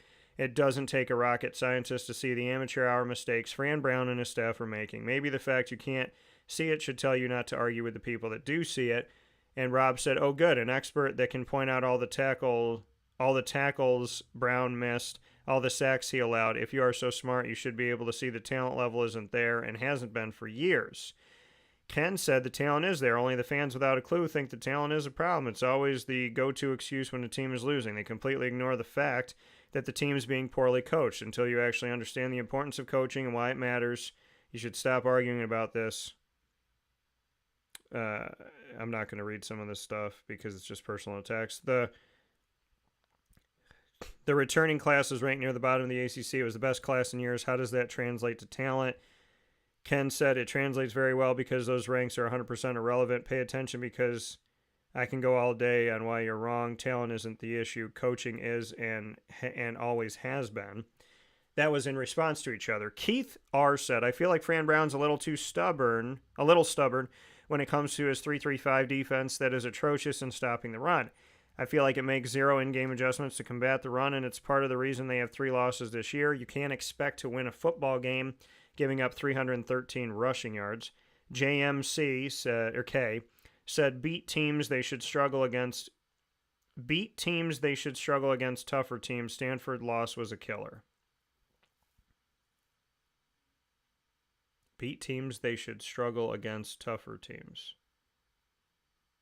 I'm trying to understand what he means by that. But Stanford loss was a killer. Leonard A. said, considering it's the coach's first year at Syracuse, not bad. Can't really expect too much. A bowl game is a great accomplishment. Looking ahead, the coaches have to mature and adjust to a Syracuse team playing in the ACC. In order to compete, Brown is going to have to continue to bring in the best talent. That's something Syracuse is not used to. This season is an example of what's to come. Looks pretty bright. Lewis N. said, the problem with this team is there is no sign of hunger or playing with a mean streak. They should have gone to BC pissed off because they were underdogs to a 4-4 team. They've not showed that hunger to dominate. I would disagree with that. The Virginia Tech game, they were down 21-3. Always look like it's just a work day. Got to play this game with passion and hunger. Haven't seen it yet. Todd said, agreed, you just don't feel that quote-unquote fire. Bradley H. said, toilet bowl. Michelle S. said they stunk against BC. Jim B. said, great first season thus far. We need to continue to recruit and develop players. I'm very optimistic about the future. Syracuse is not an easy place to be successful consistently. Agreed. Stephen M. said, another second half. But I think Syracuse isn't a place to consistently have success because of just the systematic overtime coaches that they have hired and just like how this program's been run into the toilet, you know? I think Fran Brown getting to 6 wins with a team that's just been falling consistently. I mean, remember, Syracuse was one of the best programs. Back in the day, Syracuse was a power. Syracuse was a threat. Syracuse was getting the recruits. Back when you had to physically go out and see someone, you had to drive to their house, you had to knock on their door, Syracuse was getting Jim Brown, Ernie Davis, Floyd Little, Larry Zonka, Tom Coughlin. You know, you look back at all those days, and then you look at Don McPherson, Donovan McNabb, Rob Moore, Rob Drummond, Scott Schwades, Tim Brown, Chris Gedney, and on and on and on and on and on. You know, this team is where they are, not because Syracuse is a bad city. It's because over time, the program's been run down. A house doesn't just get dirty after a day. But if you refuse to clean it and you refuse to wash dishes and you refuse to dust, then yes, over time, a house is going to look like it's been gross forever. Steve M. said another second half of the season collapse, poor coaching, 300-plus rush yards, no excuse. James C. said, games are won and lost in the trenches. Skilled players are nice, but we need some hogs if we want to win consistently. I would agree. They got to work on the offensive defensive line. You build through the trenches. You build a championship from the inside out. Again, I say it a million times on the show, but George O'Leary, a former assistant coach at Syracuse, who was at UCF as the head coach at the time, said to me, if you want to win a championship, you build from the inside out, your offensive and defensive line. That's the most important thing. You develop there. You build there from the inside out. If you don't think that that's how you win a championship, you should do something else. I mean, he simply told me that. You build championships from the inside out, from the trenches. And if you don't know that, you should pick a different profession. Michael B. said things are going in the right direction. Certain fans will complain no matter what. Ignore them. I agree with you, Michael, very much so. I mean, if I'm Fran Brown and I'm reading this, I wouldn't leave for more money. I would leave because why is my fan... I'm 9 games into being a head coach for the first time ever. We're already bowl eligible, and I'm reading how much you hate me and the team 9 games into us trying to change the culture. You can't change a culture overnight, but what do I know? I've only been covering sports for 21 years and watching my whole life. Richard K. said, in my opinion, the team is playing with more discipline and at times with good intensity. Their problems are still the quality and depth of the interior players. These next few weeks will determine if the team is more in the right direction, moving in the right direction. Somewhere and somehow, this program needs to win a quality game against an ACC opponent. They already did that against Georgia Tech. The team is slowly reverting to teams of the past few years. These next few weeks are just as important for Coach Brown and his staff. How will they work to adjust the players mentally and physically to play at a higher level? Okay, I can agree with that. Michael A. said, big improvement over last year, but needs more work. Okay, well, we can always get better. Undefeated teams can get better. Nick Saban can tell you that. Dabo Swinney can tell you that. Chad K. said, give him a few years, will be okay. 7-5 season are good for Cuse. Bruce M. said, 2 of the losses were winnable games. Everything's a winnable game when you get there, Bruce. Steve T said, win over BC would have been nice. We have Cal next. There are so many comments here. I thank you all for writing them in. Stephen V said, heading in the right direction. They're having to use a 3-man front because of injuries. Thank you for bringing that up, Stephen. Give them a chance to get some depth through recruiting. The third year of the new staff will be the test. We need another quarterback through the portal. Keep in mind they have a bunch, guys. We need another year of developing the offensive line, having great size but lack athleticism right now. Both sides of the line need to become more physical. The problem when you don't run the ball much is practice or in games the O-line becomes less physical in the run game. We'll be fine. Everyone be patient. We are much improved. Rome wasn't built in a day. I agree with that, but I would tell you that these guys should know how to block no matter what. Yes, doing it in practice and repetition helps, and practice makes perfect. I do agree with that, but I'm not going to say the O-line isn't physical in the run game because they don't practice it. I mean, if you're physical, you're physical, whether you're blocking for the pass or the run. Margaret D said needs improvement. Michael E said they won't win another game. No, I don't appreciate that. I don't agree with that either. Zach K said, makes you wonder what if, though. If they don't choke this Stanford game and figure out how to win this one, they're still in the ACC hunt. True. Andrew K said, Cal's much better than you think. And Cal's much better than you think. They'll be too tired to play after making cross-country trip next week. I don't know where that comes from. Terrible defense and no adjustments at halftime. They knew they were going to run the ball. And he put snooze. He put an emoji of him sleeping. Stephen E. said, lost to 3 teams that aren't that good. I would argue that BC is better than you think they are. I would argue that Stanford is better than you think they are. And yeah, I mean, here's the thing with Syracuse. And again, I understand that fans are upset, and I understand that when fans are upset, it is easy to kind of, think the sky is falling at all times. But Pittsburgh is not a bad team. They were undefeated when they played Syracuse. Boston College is not a bad team. And they got a strong coach in Bill O'Brien. And Stanford, yes. Stanford's in their first season in the ACC. Stanford is 2-7. Okay? They're kind of where I thought they would be, toward the bottom of the ACC. But they have better talent than you give them credit for. Defense allowed 37 points to a BC team that didn't score over 28 against any other FBS team. So to his point of that, to Stephen E.'s point of that, we look at Boston College, and they scored. He said they didn't score over 28 against any other FBS team. That is true. They scored 27 against Louisville in a loss. And they scored 28 against FSU.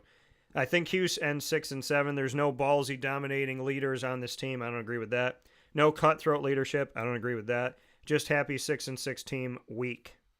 I don't agree that they're weak. Harold S. said they have no offensive line and very inconsistent defense. Paul R. said still too much inconsistency. Richard R. said expect them to beat Cal in Connecticut, but better be ready for Miami. Miami just got beat by Georgia Tech, who Syracuse defeated. And I have been saying that I wasn't sold on Miami because Miami hadn't played any teams that really made me stop and say, okay, this Miami team's a really good team. And look they played Georgia Tech and they lost. James D. said this team is still weak at the line of scrimmage. The offensive line isn't good. The defensive line and linebackers got bullied by BC. Fran needs to figure out how to get some elite offensive and defensive linemen if the program is going to make a significant step forward. As for this season, anything below 8-4 overall and 4-4 in ACC play would be very disappointing. Almost all their best players returned from last season, plus the high-profile transfers. Nobody should be satisfied with finishing below 500 in ACC games. I would agree with that. Arthur V. said these slow starts cost at least 1, if not 2 wins this year, but it's progress. I pray we don't end up in Yankee Stadium at that god-awful Pinstripe Bowl. Don't be knocking the Pinstripe Bowl. Who is the quarterback in future? Who is the quarterback of the future, and how will we reload next year? Those are my questions. James F. said, for Syracuse fans, I compiled a list of coaches, college coaches, and their first-year records. Dabo Swinney, 4-3. Nick Saban, 7-5. Kirby Smart, 8-5. Lane Kiffin, 7-6. Jim Harbaugh, 4-8. Fran Brown, 6-3, and has a chance to have a better record than all of them. Say word, son. Appreciate you, James. Gary said, what does that prove? It's all about recruiting. What it proves is it's his first year as a head coach. You know? You want this guy to be 12-0 in his first year as a head coach. He wants to be 12-0 too, but it takes time. Stewart said, who's next year's quarterback? Chris S. said, better at certain positions, QB for sure. Same as always at others. Weak O-line, porous run defense. Worse at others. Special teams, a bit of an adventure at times. Team still taking bad penalties. But overall, talent is better than in past years. Depth is better as well. Still a work in progress. Brand new program and culture. I see better days ahead. Patience. Agree. Jeff M. said, I'll try patience. Yes, a better program. Always take the blame. Enough of that. His interviews are not good. I don't know what that has to do with anything, and I would disagree. Tyler is someone who's interviewed Fran very much so. I enjoy speaking with him. Tyler D. said it takes time to rebuild a program. I will leave it at that. Agreed. Doug V. said defense is awful. The offensive play calling is boring. Only when they're trying to come back do they get inventive. Might get their 7th win against UConn unless they can find a way to play aggressive football from start to finish. Andrew B. said, Ben in every game, good in game adjustments for offense, so-so in game adjustments, defense. Okay, Ben in every game, good. In-game adjustments for offense, so-so. In-game adjustments for defense, terrible. New culture, excellent. I think we need 8 wins to say it was a successful season. 7 wins is okay. Recruiting is very good. Ironically, we could have won, should have won 2 games we lost, and lost 3 games we won. Go Cuse. Also, officiating is terrible. Oh, he broke it down. I can respect how he broke it down. Francis said, could have, should have, didn't pinstripe bowl. Here we come, maybe.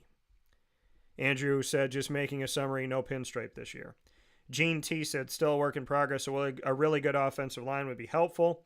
Francis A said, OMG, people, we are not Alabama or Texas or big-time schools. Do you see any East Coast good? Just Army that plays high school teams. Stop blaming coaches. The kids need to step up. They won't when they figure they make money no matter what they do. Happens to every team. They need to get rid of NIL. Does nothing for college. Alan, I said, lose the 3-3-5 defense. Well, they've had to play with they've had injuries to their defensive line, so that's why they are where they are. They get you play 3 down instead of 4 down because of the injuries. Ron B said, fire Robinson. He's speaking of defensive coordinator Elijah Robinson. It's Brian Ward, number 2. It is not that bad. I would say that. And it's no offense to Brian Ward. Brian Ward's defensive scheming and what, it just didn't work. It just didn't work, you know. But Elijah Robinson is better than what they had with Brian Ward. Edward P. said, and Fran told us, watch out, he's going to be with us a couple years because somebody just scooped them up as a head coach when he's talking about Elijah Robinson. Same thing I said after Tony White left. I don't think the 3-3-5 was that good that Tony left. Ron responded, worst part is he has the talent to be much better. His play calling has these kids on their heels. Speaking of Elijah Robinson, turn them loose, but no, rush 3 and play zone when they're running the ball. I would assume the kids are frustrated with play calling as well. Steve said the good thing is we didn't sign Brown to a long contract. He isn't ready for D1 as a head coach. He would probably do better in the MAC. At least we got him cheap. Gary said, yep, that's Syracuse. Will never hire a top-notch coach because they're cheap. They will never be a contender for a national championship hiring second-rate head coaches. Wow. Y'all fooled me. When Syracuse hired Fran, it was like 90% positive. Second-rate head coach. That was a pretty nasty comment, Gary. Big deal. They can go to a sympathy bowl game. McCord won't play in it. He'll get drafted next year. Won't take a chance of getting injured. SU football, another do-nothing year. Well, that was nice and negative. I do not agree that Fran is a second-rate head coach. I think that's a little bit of a disgusting comment. A lot of bit of a disgusting comment. Timothy M. said, hey, it's been a successful season so far. Hope they finish strong. Miami would be a tough one. No complaints here. Go Cuse. So we got a positive one from Tim. Thank you, Tim. Jimbo S. said, LO going to a poop bowl. Blew 2 games. One versus Stanford, then against BC. Wasn't for McCord, this team would have won 3 effing games, not 3. I guess he's saying 3, not 6. Gary said, how can one running back gain 200 yards? Well, because they run the ball well. Thomas C. said, seems when we're on the road, we don't get the calls. Held true this game. Refs sucked. That last call on the onside kick was BS. David M. said the problem's the O-line and the lack of depth on the D-line. They also need a good field goal kicker. Carl P. said they are lost. Got hardly 0 offensive line to protect their quarterback, and I can't believe game film hasn't shown that. And if it had, and that's as good as it gets, it's embarrassing. The defense doesn't have a clue and gets rolled on. I'm sorry, but a real good high school team, I believe, could beat them. There's talent on the team, but not being used, as they look like they're lost and always look like they're never ready before the snap happens. Hopefully the new recruits coming in can help, but if the coaching doesn't step up, this school will never get to be a top 10 team. Thank God they got the quarterback they have that gets rid of the ball quick and some damn good receivers, because that's what's keeping them in games. Just saying like it is, but no one else is even coming close to doing their jobs. So is it coaching or what's happening? Because they should have won that game against BC if these kids would step up into their position they're playing. It's horrible to watch, to see all these teams just run us over and destroy us in the secondary. That's a whole other issue on top of everything else. Well, I would disagree about the secondary, and not every team is running all over Syracuse. Eric M. said, lack of power running game for balance. Next game, try to find another added weapon off the bench to help Allen in the backfield. Please keep in mind, folks, that yes, Fran was able to get some guys to transfer into the offensive line, but they haven't played with these other guys. And in the NFL, when there's expansion teams and there's really good offensive linemen and they join each other on an expansion team, again, with people that they've never played with before, even those all-pro offensive linemen don't look good. So that's one. 2, if you bring in some offensive linemen, but you needed to retool all of it, and some of the guys you have starting are not necessarily guys you would want starting, that's another piece of it. 3, there's injuries to the backfield. So you can't really help Allen when you got injuries back there. So try to find another added weapon off the bench to help Allen in the backfield. That's tough for a 2-back set. The game, Syracuse passing yards 392, BC 65, BC 313 rushing yards, Syracuse 39. Tom S. said, I say they lose to Cal in Miami. Connecticut's a toss-up. Mike said they might quit, being such a letdown. Yeah, no, they're not going to quit. DM said, at least we're not running quarterback power with the tight end. Marco S. said, we started slow but did pick it up in the second half. We have to get better at stopping the run. Amen.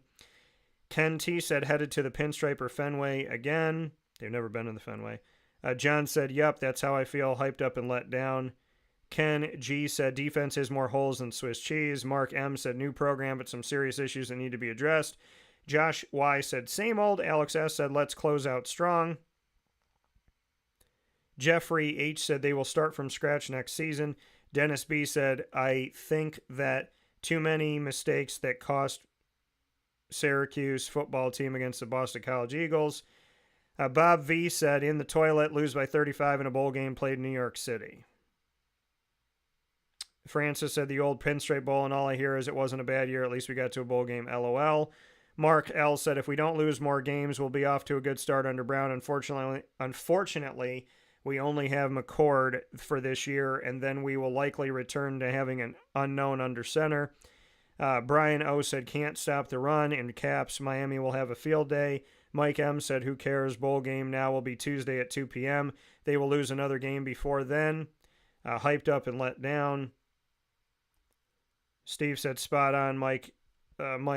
Steve responded. Stephen S. responded, Mike, they will lose to Miami 199-35, but will win the rest, go 8-4, win a no-name bowl game, and McCord gets drafted end of season. Jerry said they broke your heart today against BC. Jerry Hart, who is always watching and listening. Jim K said defense stinks, very simple. Matt F said Franny the Bum Brown is no better than Schaefer, Marone, or Babers. I told you all it was a garbage hire with the intent to sell snake oil to all the useful, gullible idiots to sell tickets by issue marketing. Wow. Okay, Matt. Tell us how you really feel. Ernie M said agony of defeat. Ryan G said O-line needs complete overhaul. Joe P said soft and undisciplined. David P said chokers. Michael A said we want more. Art said fire Dino. Whatever. I mean, Dino's not even there. Nelson L said weak. JS said hit and miss. Howard N said fire Brown now. Those are your comments. I found 5 good ones, so I don't know what's going on, but those are your comments. Now let me address this, okay?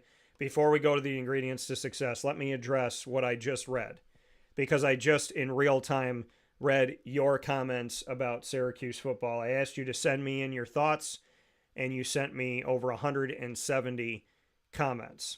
And that was just in one area.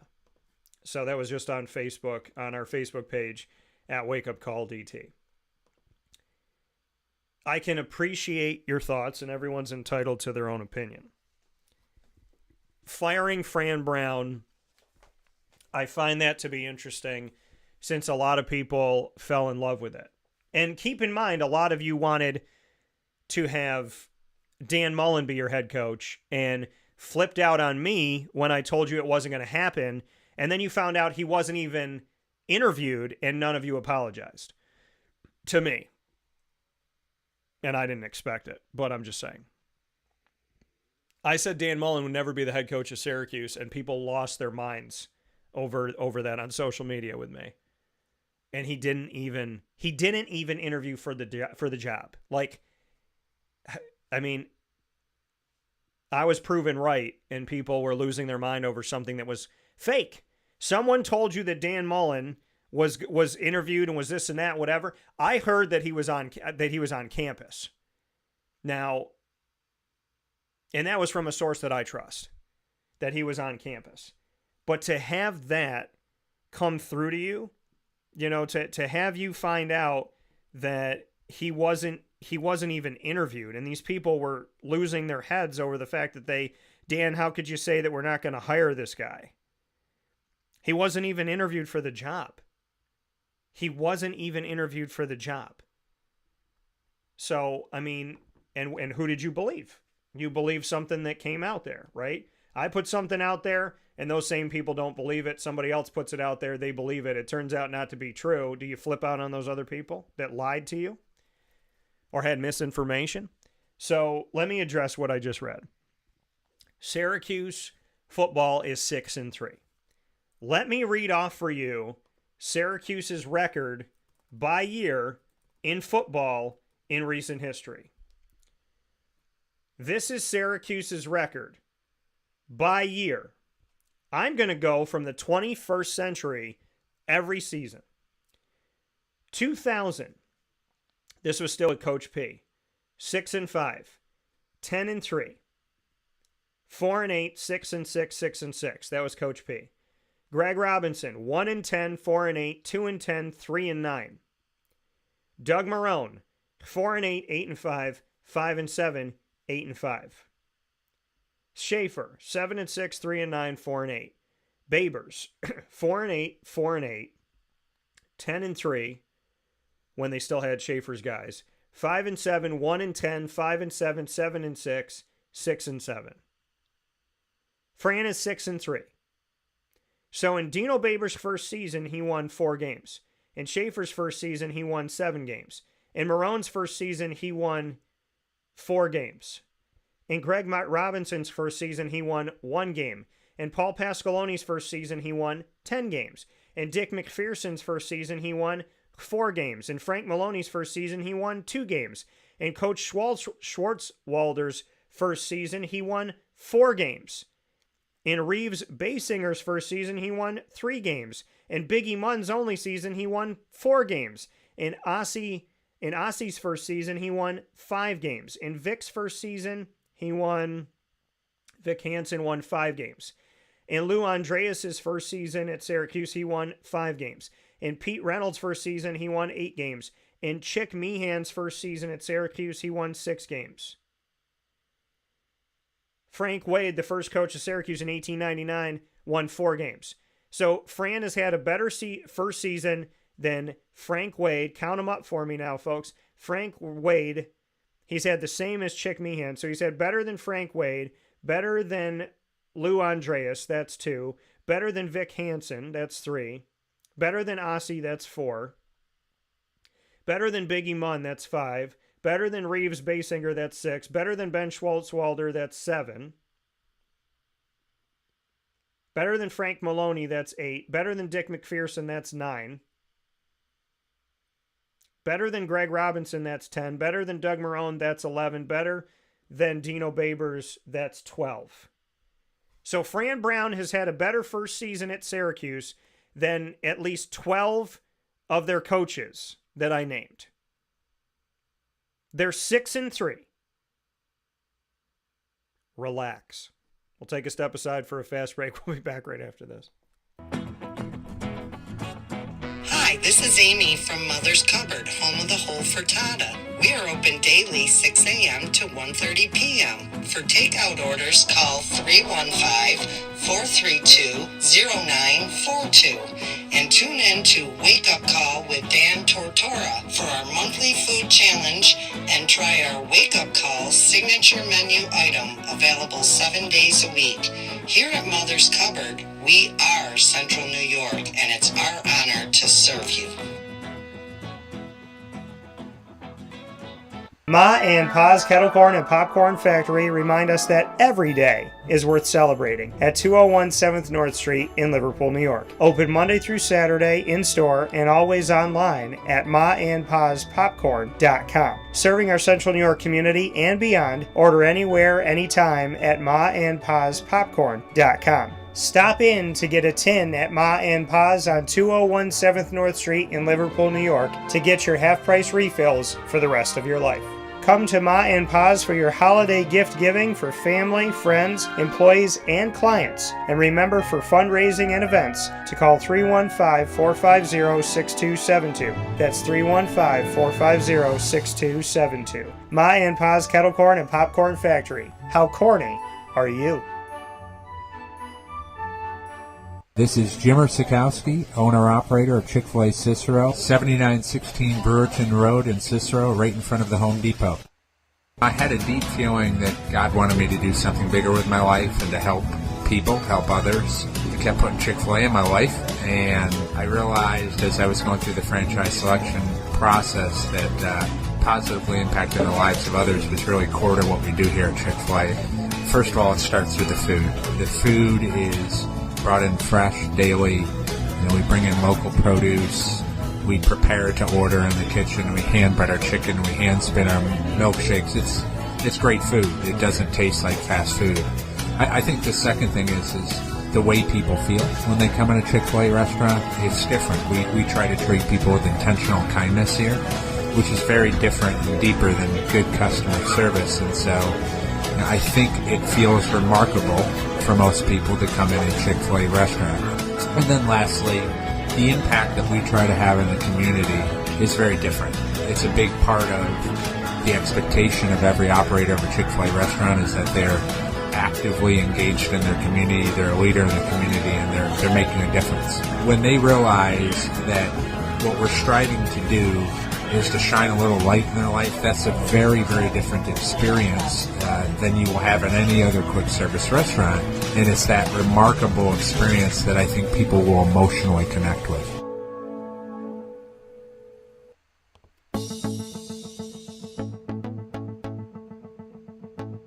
Avicoli's, located on the corner of Route 57 and Wetzel Road in Liverpool, New York, has been your trusted neighbor for decades. Located just steps from Liverpool High School, we're happy to have the Liverpool Warriors on-site, on-location broadcast at Avicoli's through Wake Up Call with Dan Tortora every single month, featuring student athletes, coaches, and administration throughout the year from Liverpool High School. Head out to Avicoli's today on the corner of Route 57 and Wetzel Road in Liverpool, New York, open Tuesday through Sunday for lunch, dinner, and drinks. We'd love to see you out there, and of course you can call them at 315-622-5100 for takeout, delivery, and catering. That's 315-622-5100, and also find them on myavicolis.com. That's myavicollis.com.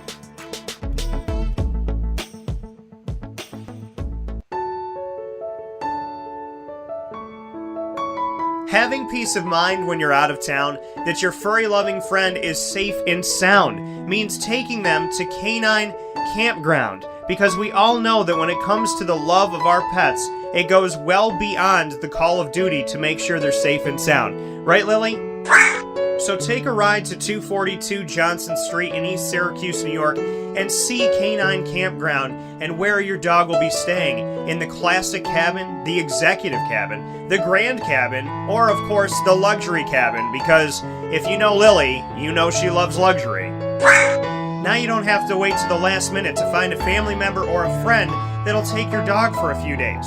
Call Canine Campground at 315-299-4013. That's 315-299-4013. Their drop-off and pickup times are Monday through Sunday. Check K9campground.com for more information. That's the letter K, the number 9, and campground spelled with a K.com. K9campground.com. When you're going out of town, bring your dog to Canine Campground.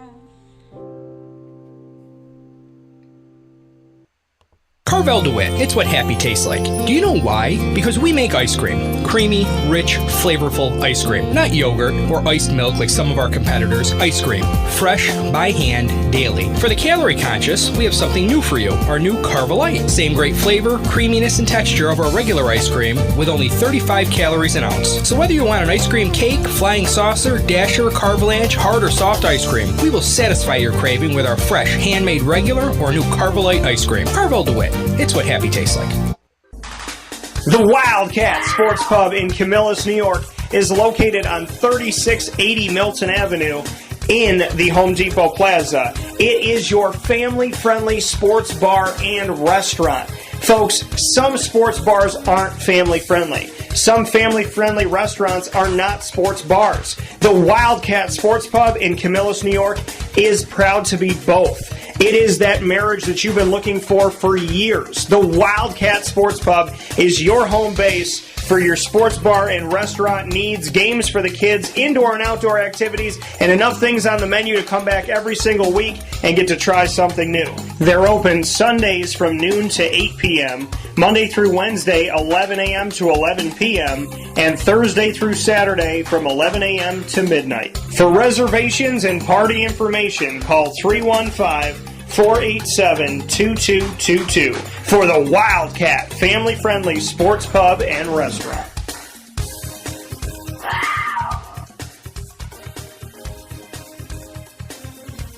GG Cards and Breaks. Like, comment, subscribe.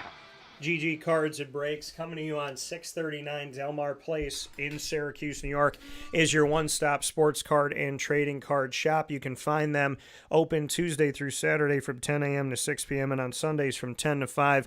GG Cards and Breaks, the place for you to go to for hockey, basketball, football, soccer, baseball, all sport, AEW, UFC, and more, including Disney Lorcana, Yu-Gi-Oh!, Pokemon, and Magic the Gathering. You'll find so many things at GG Cards and Breaks, from singles to packs to graded cards to boxes. Literally, you'll walk in there today and then go in there a couple days from now and find new stuff, find different things. GG Cards and Breaks, you never know what you're going to find there. You never know what's going to come home with you. If you're getting packs and boxes, you're trying your luck, you're like, okay, what can I get? What can I find that's special? right? You're buying something. We're getting to the holiday season. You want to get something for a loved one. You find their favorite player. You find their favorite team. You find that autograph that you think that they would really like. Or you get them packs. You get them a box. And you let them open it up for themselves and see what they can find within there. It's the gift that keeps on giving. And I can honestly tell you from so many years of collecting, it's something that I appreciate and it's something that I value. I have memories with my family doing it, with my grandparents taking me out to get cards, my mom, my dad, still to this day being a part of it, my friends. There's something special about it. I see people take their kids out and all different ages being a part of this in our community. We have an amazing sports card and trading card community in central and upstate New York. And GG Cards and Breaks is a beacon of it. So make sure you head out there today and experience what I experience and I love so very much and talk about so very much. On 639 Delmar Place in Syracuse, New York, right off of Teal Ave. Opens Tuesday through Saturday from 10 a.m. to 6 p.m. and on Sundays from 10 to 5. With that being said, it's time on Wake Up Call to jump into the ingredients to success. After reading all those comments about Syracuse football, your thoughts on Syracuse football as fans, I feel like everybody needs to go talk to a therapist and get their thoughts and their worries out and their fears and just kind of figure things out. But I'm happy to be here with you, and I'm happy to talk through it with you here on Wake Up Call with Dan Tortora, where sports meets life. The ingredients to success today is focusing. How about this? All those negative comments I read, what's the ingredients to success topic today? And I chose this topic before I even read your thoughts. This is how God works. The topic for today, positivity is a lifestyle. Positivity is a lifestyle. How about that? Positivity is a lifestyle. It's not something that's just a destination. Well, I got to go find some positive, Dan. I got to go get it over here. No, positivity is a choice. Positivity is a lifestyle. You have to choose every day to be positive. Because here's the thing with positivity. Once again, the ingredients to success are proudly presented by the fantastic team at Avicoli's on 7839 Oswego Road in Liverpool, New York. And you could go out. What's up, Jerry? You can go out and see them 7 days a week. Lunch, dinner, and drinks. Of course, drink responsibly for those of you that are of age. For those that aren't of age, don't drink at all. But you can head out to Avicoli's for lunch, dinner, and drinks. 7839 Oswego Road in Liverpool, New York. It's our exclusive home of our Liverpool Warriors monthly broadcasts with student athletes, coaches, and administration. Right at Avicoli's, if you stand at the corner and you look down the street, you can see Liverpool High School. You can literally walk from Avicoli's to the high school and from Liverpool High School back to Avicoli's. So make sure that you're supporting local, supporting the kids, supporting the coaches and administration, and of course, supporting Avicoli's. The ingredients to success. Today's topic, positivity is a lifestyle. You have to choose to be positive every single day. And it's not easy. I was positive yesterday. I'm a little less positive today. And I realized that in myself today. I was positive yesterday.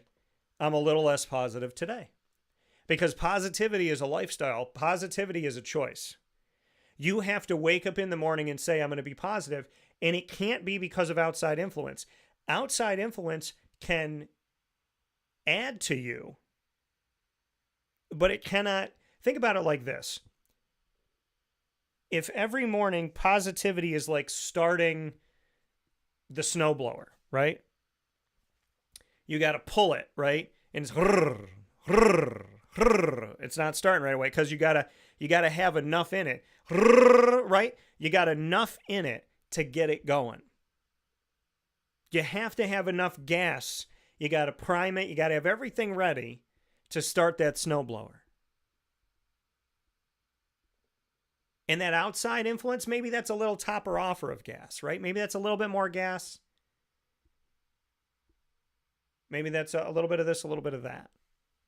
But it's not everything, because you have to start somewhere. And your positivity has to come from the inside. Because if you focus on think about if every day you wake up with an empty tank, right? Every day you wake up with an empty tank when it comes to positivity.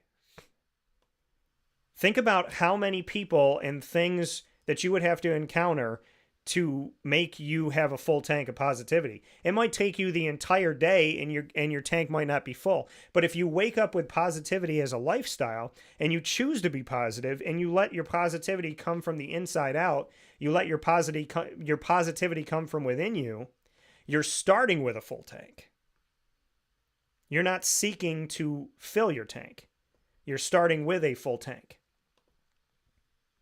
That's important. Because positivity is something that if we put it on the world, if we depend on the world to make us positive, we may never be full.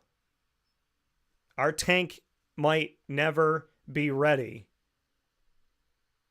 for our tasks ahead. So when you choose to be positive and you work on it every single day from the inside out, well, Dan, why should I be positive, right? I'm positive if the girl I asked out said yes. I'm positive if the guy I asked out said yes. I'm positive if I have enough money. I'm positive if the person I wanted to win the election wins the election. I'm positive if it's Tuesday because my TV show is on Tuesdays. Okay, so take the TV show. What do you do the other 6 days? You're not positive? You have nothing to look forward to? What if that person you ask out says no?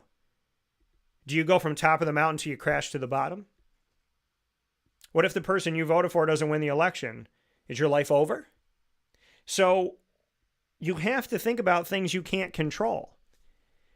Because yes, those outside things can have an effect on you in a positive way. The person I voted for won. The person I was hoping would get American Idol got American Idol. My favorite actor is making a new movie and it's coming out in a month. I can't wait.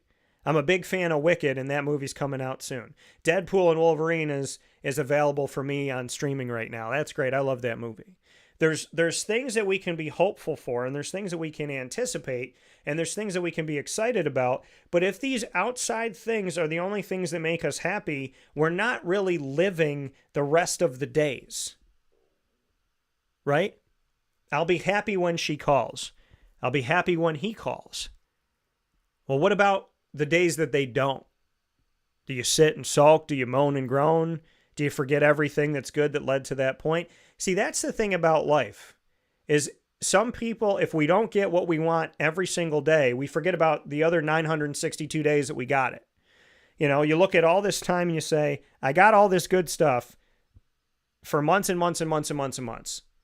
But I didn't get it for these couple days, or I didn't get it most recently, or I didn't get it today. And you get caught up in that. My boss has told me for the last 4 days that I'm a really good worker, but he didn't say anything today. Does that mean the other 4 days didn't matter? Does that mean he was lying to me? Does that mean that there's somebody else better than me? Am I going to get fired? No. And when you are constantly needing reassurance of life, life has to every single day tell me how great I am. People have to tell me how great I am. Everybody's got to tell me how great I am all the time. If that's what you're hoping for and that's what you're waiting for, the people that support you are not going to tell you every day that they support you. They're just going to show you. They're going to support you. And maybe some days they have a bad day. You ever not talk to a friend for a few days? You know, do you think that that friendship is over? Well, we haven't talked in a few days. We normally talk every day, but we didn't talk for a few days. So now we're not friends anymore? Is that really the case? I have a friend I don't talk to for like a year, 2 years, and then we go have lunch with each other and we have a great time.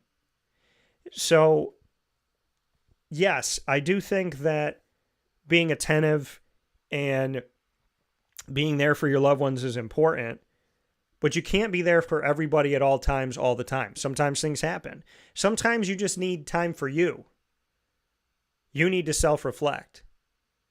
Yesterday, I needed to calm down and reflect. There was things happening in my life that I had no control over, and I had to sit with them.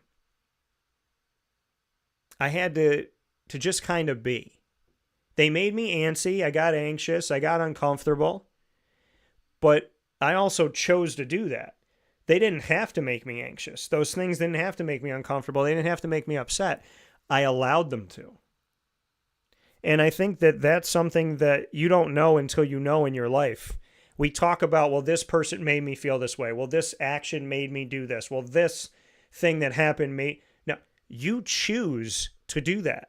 Your team loses, you don't have to break your television. You can't say, well, they lost, they made me break it because they got me emotional. No, you got emotional off of them losing. You chose to act. You could have chosen to not act. Okay, well, Dan, if they had won, I wouldn't have done it. Okay, but if they lost, you still don't have to do it. See, in life, we give other people too much credit. We, in our brains, believe if this person doesn't do this, doesn't say this, or if they say this or they do that, if they do it or if they don't do it, if they say it or they don't say it, well, then they have control over our day. No, you do. Because you will encounter people in your life that are going to be mean to you. You will encounter people in life that don't value you. You will encounter people in life that aren't even thinking about you. They're just pissed off at the world, so they're going to cut you off, and they're going to be disrespectful to you. 99.9% of the time, it's not about you. It's not about you. We take it personally when somebody cuts us off in traffic or gets in front of us in the grocery store, cuts in front of the line. We take it personal. Does that person do that to me? Why do they do that to me? Do they think that I'm weak? Do they think that I'm not strong? Do they think I can't handle it? Do you think I'm not going to say anything? No. The person could be in their brain thinking, I got to get back to the hospital to see my dying wife. They could be jumping in front of you because they didn't even see you there. They could be jumping in front of you because their mind's in a million different places and they're worried about something and something's bothering them. Or they could be a jerk. They could be any one of those things, but we automatically think they're a jerk. And we automatically think it's personal. There was a kid that I saw cut a line at New York Comic Con. The kid was talking to himself. He was saying things. He was punching his hand. The kid looked like he had some type of mental health issue. And when he cut the line and somebody told him, like, you know, get out of here, don't be doing that, he didn't yell at the person. But he started to yell and he started to hit his own hands, and he had a fight with an invisible person after a real person told him to not cut the line. And I remember sitting there thinking to myself, yes, what this kid did was wrong. I mean, I shouldn't say kid. The guy was probably late 20s, early 30s. What he did was wrong. But his reaction showed me that there's a deeper thing going on with him.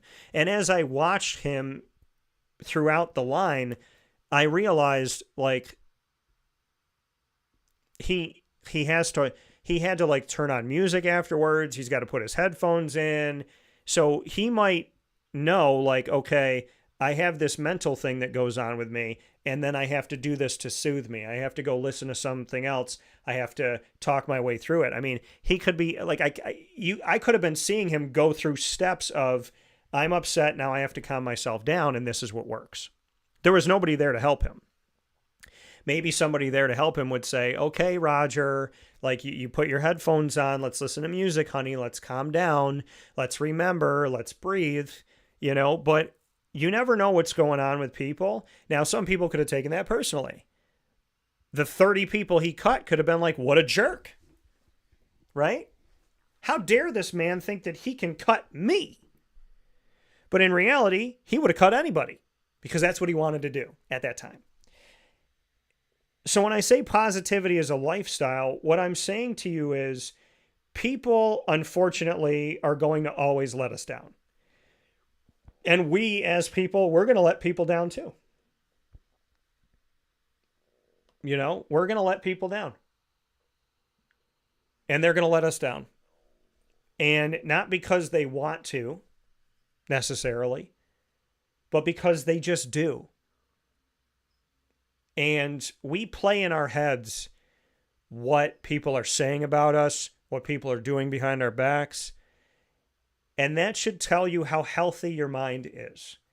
If you don't hear from somebody, a friend, a loved one, and you think to yourself, they hate me, they're cheating on me, they're doing something behind my back, they're talking about me, they changed how they think about me, they changed how they feel about me, they're doing this, they're saying...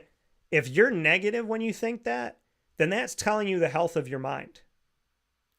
When you don't hear from a friend, a loved one, a family, whatever, for a few days, and you're like, I hope they're okay. I'm going to pray for them. I hope they're having a good time. I look forward to hearing from them soon.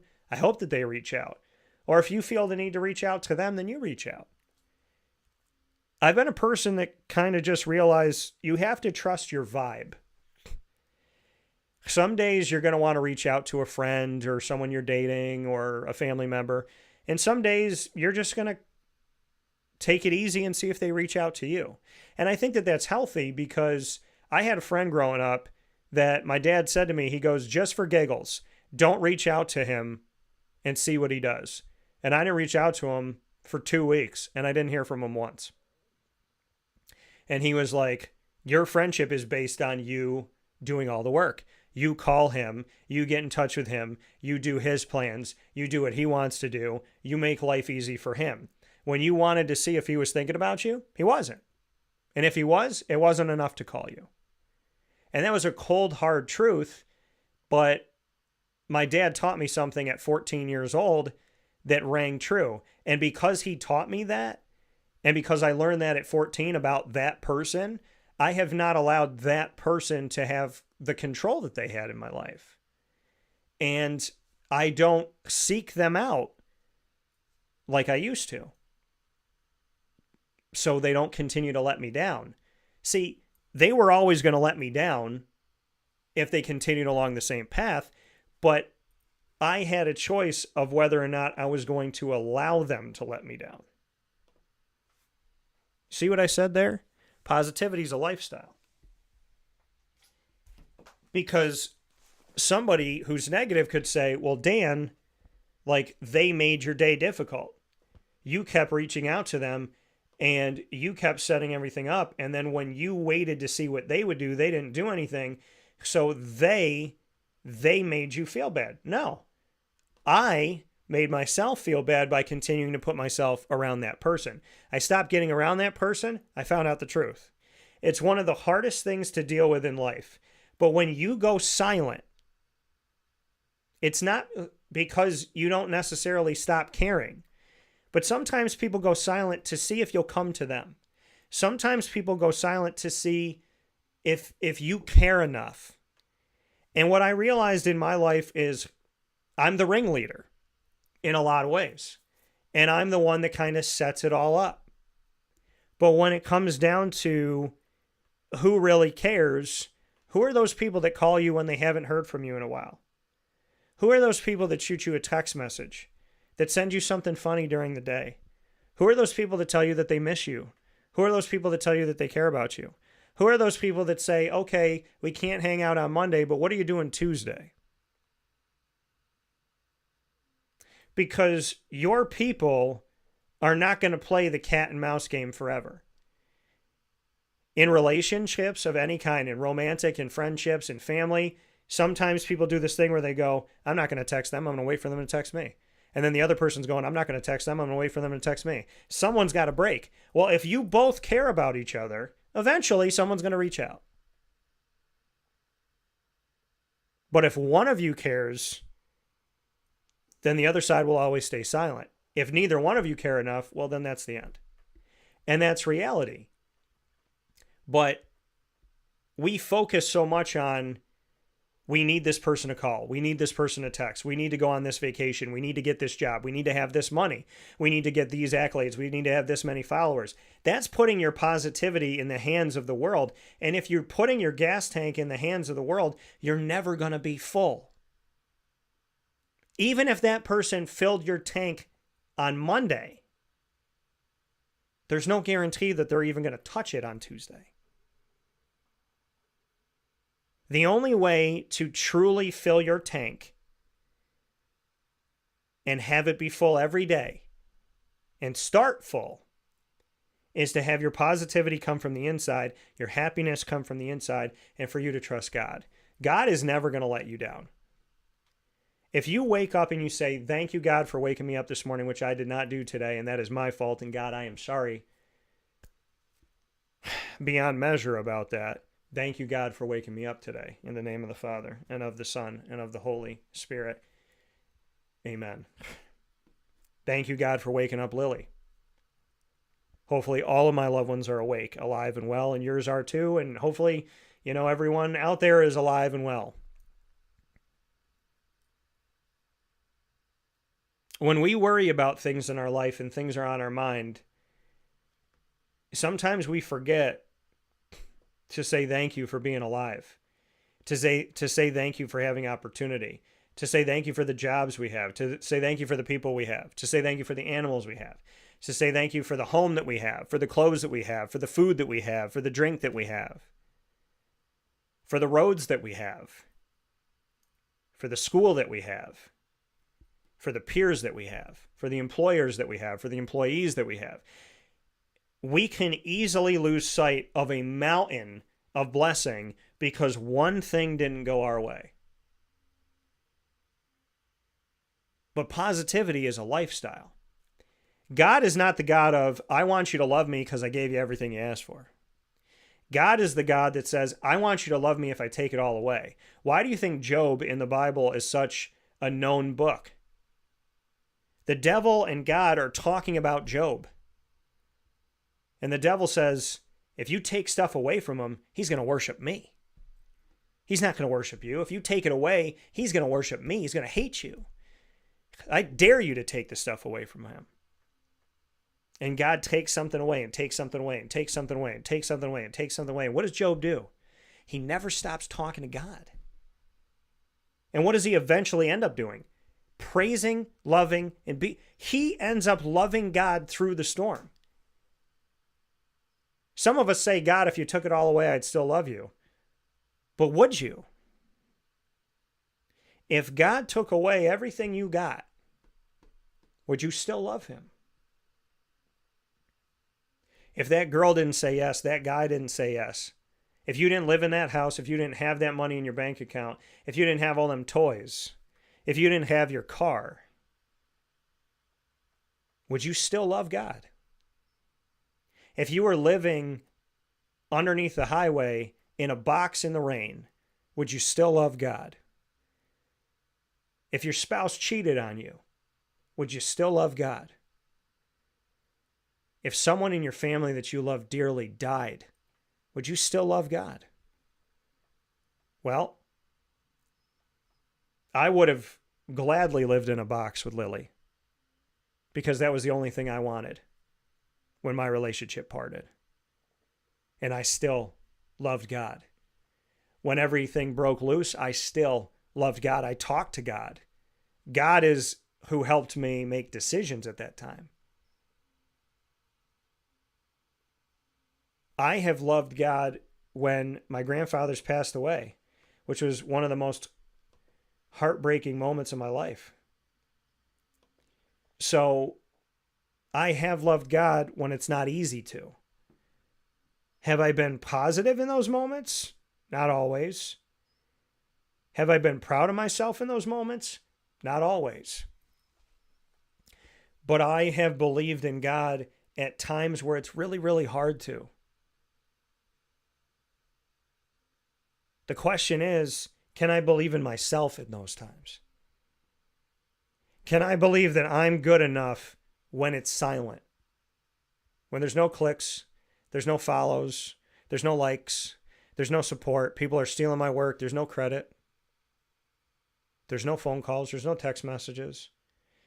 In a day where life is quiet, where I don't get that reassurance, I don't get that I'm thinking of you, I want to be with you, I'm this, I'm that, whatever. I think you're great, I think you're awesome, you did a great job. When I don't get those, can I believe in myself? Can you believe in yourself in that situation? Positivity is a choice. There was a time when we didn't have cell phones. We look at those cell phones all the time. Did I get a message? Did somebody message me on X? Did somebody message me on Instagram, TikTok, Facebook, YouTube? Do people like what I'm doing? Do they like what I'm doing? Do they like what I'm doing? Did this person text me? Did they call me? Did they leave me a message? There was a time where none of this could make you anxious because it didn't exist. My entire childhood, there were no phones that you could put in your pocket and walk around with and play video games on. There was none of that. There's no texting. When I was a child, I couldn't constantly look at my phone and say, did they text me? Did they call me? Did they leave me a message? Did they go on my social media? Did they? There was a time where we were less anxious. There was a time where our mental health was better. There was a time where we didn't worry as much. Because when we didn't know, we simply didn't know. So has technology done a number on us? Yeah. But at the same time, you have to choose. Positivity is a daily choice. It is a lifestyle. Some days she ain't going to call, he ain't going to call. Some days your friends aren't going to ask you to hang out. Some days people aren't going to respond to your text message, but you're going to see them online and wonder why they got time for this and not for that. Some days your team is going to lose. Some days people are going to let you down. Some days it's going to be cloudy and rainy when you want to go surfing.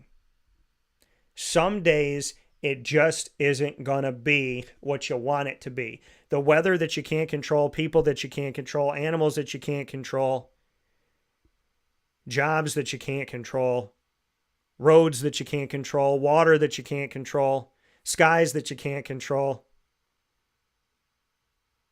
prices that you can't control.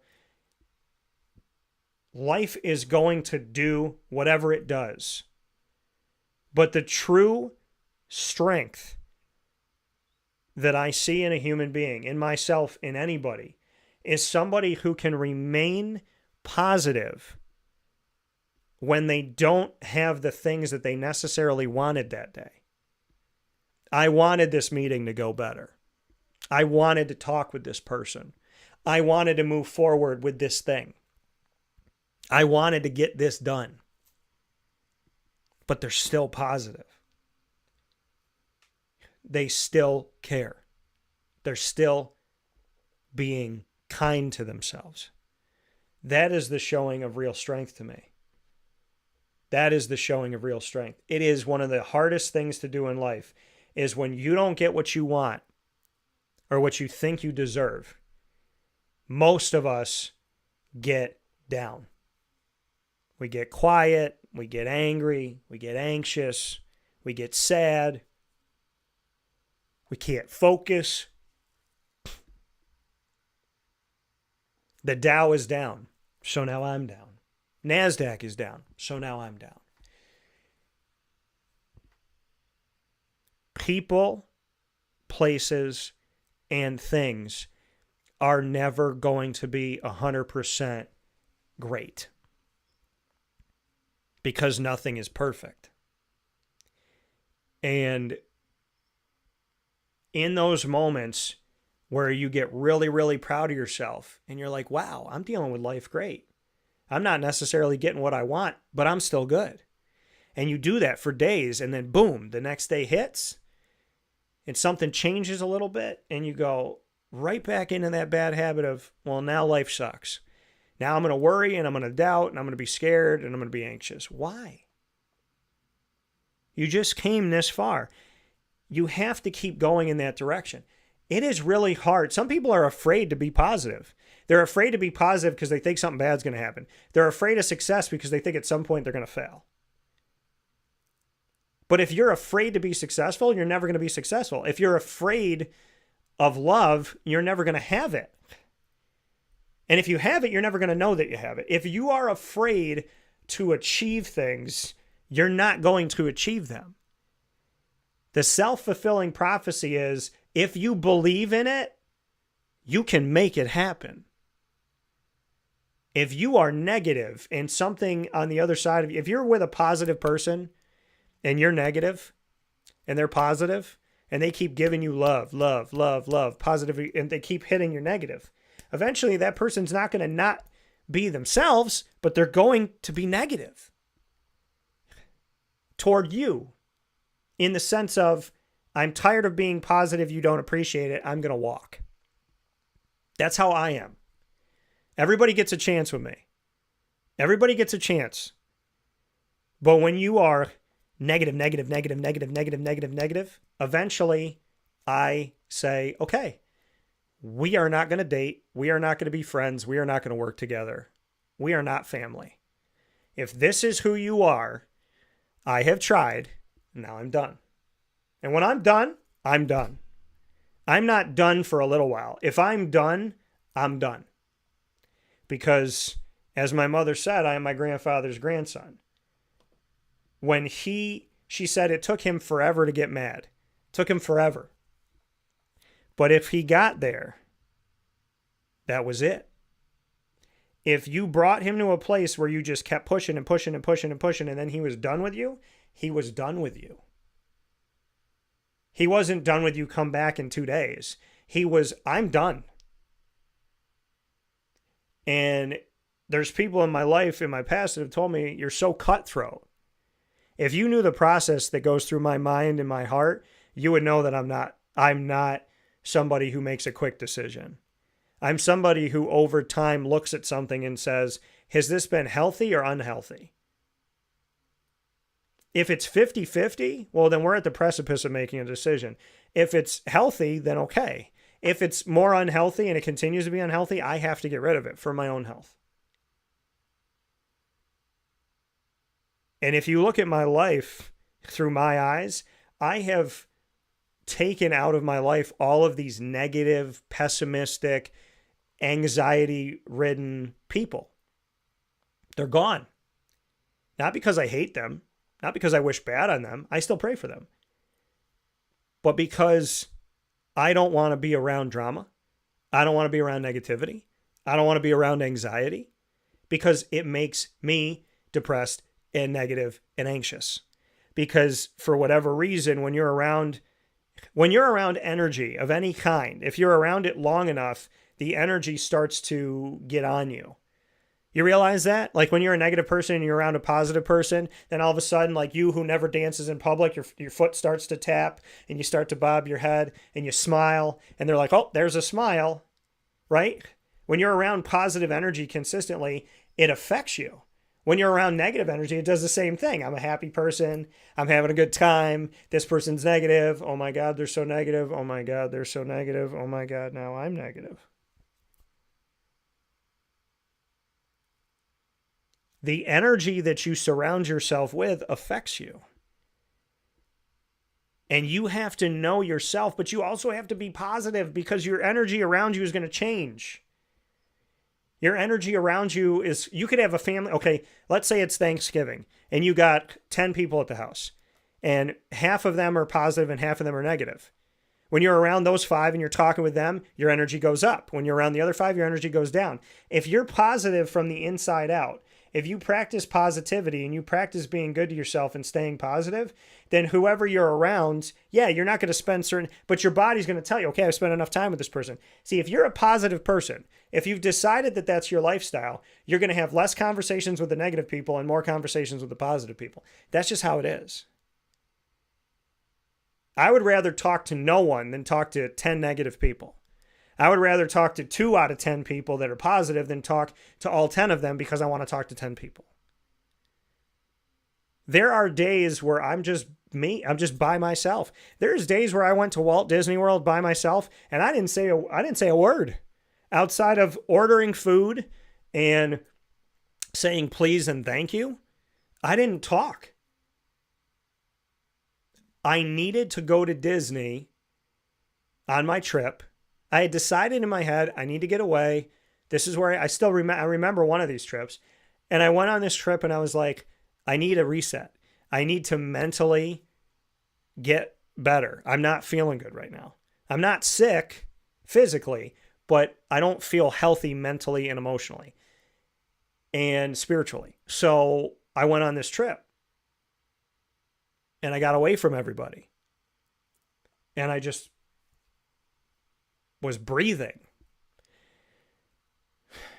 And there was a day where I didn't really say any, or maybe a few days where I didn't say anything outside of please and thank you and like ordering food. And people that know me, they're like, you're a talkative person. You love bringing people together. You love making people laugh. But I needed that time to be quiet because God couldn't talk to me if I was talking. I needed to just be quiet. And it was such a beautiful thing. And what I've realized in life is we're so afraid of silence as a society because we're so inundated with information all the time that's coming from all different angles that we're like afraid of silence. But sometimes silence is a really good thing. Sometimes silence tells that person on the other end of the phone that they love you. Sometimes silence tells that friend that they miss you. Sometimes silence tells that family member, like, I got to go home and see my family. Silence allows us to let others decide what they think and what they feel. And it's really scary because we're afraid of what they think and what they feel. But the reality of it all is they won't know unless you give them time to know. Like sometimes you got to let your kid just drive away. And they got to think. Sometimes you got to let somebody walk out on you. And you got to get in your car and go home. Sometimes you just have to be. And taking it from a person who always is the ringleader, I have taken the step back approach. I want to know who cares about me. I want to know who really feels for me. And in order for me to do that, be it a girlfriend or a friend or a family member, I have to step back. Not because I'm trying to play a game, but because I need to know if I'm investing my time where I should. Do these people only call me when they need a favor, or do they call me just to say hi? Those are the things that you're not going to know unless you give it time. And in that time of silence, and in that time of you're going to be around people that you love being around, and you're not going to be around those people. You have to be positive no matter what. You can't just be positive when you go on vacation. You go on vacation once a year. So you're going to be positive for 7 out of 365 days. You can't just be positive when your team wins, when you go on vacation, when you're going on a date, when that person tells you that they love you, when they tell you that they like you, when that friend comes through for you. You can't just be positive on those days, in those moments. You have to be positive all the time in order to create a lifestyle. Everything in your life is a habit, good and bad. If you are a negative person, that's a habit you created. You created that habit. You were negative more than positive over a consistent part of time. And what do they say? First time it's a coincidence. What is it? First time it's a mistake. Second time it's a habit. Third time it's a life. It's a lifestyle. Right? So those of you that have dated cheaters, when you talk to someone who gets cheated on and you're like, and the first time they get cheated on, they're like, oh, okay, that was just a mistake. And the second time they get cheated on, they're like, okay, well, this is a habit. The third time they get cheated, it's a lifestyle. When somebody tells you, oh, I'm sorry, I said this, like if somebody tells you they don't swear and they drop an F-bomb and they go, well, that's not really me. And then like the next 2 weeks go on and they're F this, F that. They're saying the S word, the B word, all this stuff. You're like, okay, you're like, this person lied. This person, obviously, this is what they do. They swear. They just didn't show me in the beginning. If you want to know who somebody really is, give them time. If you want to know who somebody really is, give them time. Nobody can stay in character forever. And positivity for you has to come from the inside out, because I'm 39 years old and I've lost track of how many people let me down. And I've lost track of how many people didn't let me down.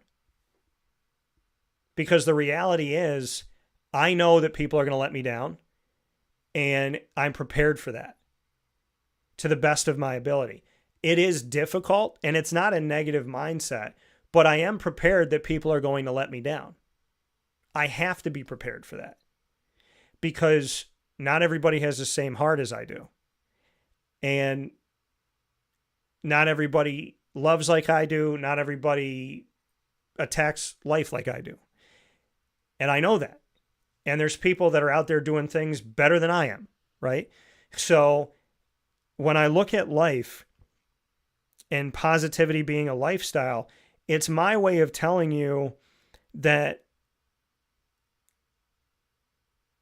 if you want to really not look back on your life and go, wow, I just wasted so much time, you have to be positive regardless of your circumstance.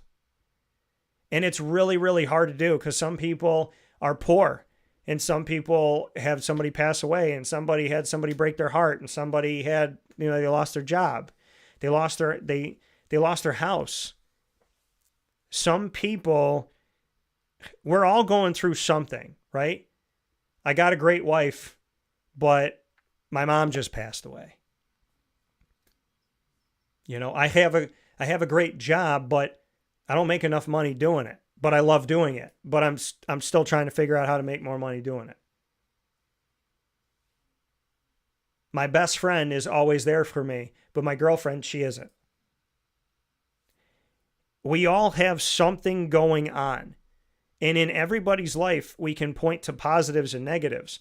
But if we are a consistent positive, as hard as that is to do, as long as we are a consistent positive, we're not going to let this world tear us apart.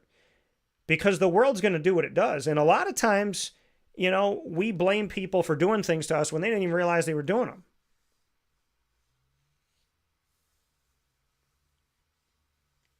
A lot of us take things personally. We take that person that cuts us off in traffic personally. We take that person that walks in front of us personally. And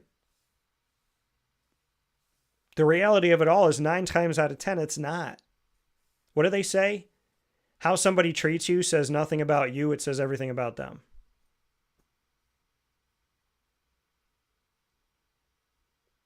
Because I don't hold the door open for you if I think you're a pretty girl.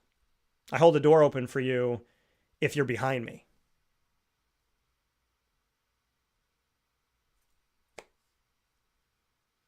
Consistency in how you live your life. What are the pillars of you? Because if your life is going the way you want it to, or it's not going the way you want it to, you can still hold the door open for somebody. You can still smile. You can still say hello. We want things to go a certain way. We do. But the job that I wanted when I was 21, I'm thankful that God didn't give it to me, because then I wouldn't have built my business. So positivity has to be a lifestyle.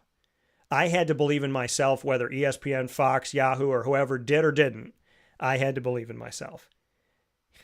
I believed in myself at ESPN. I believed in myself at Fox. I believed in myself at the Yahoo affiliate. I believed in myself in every one of those places, and when I started my own business.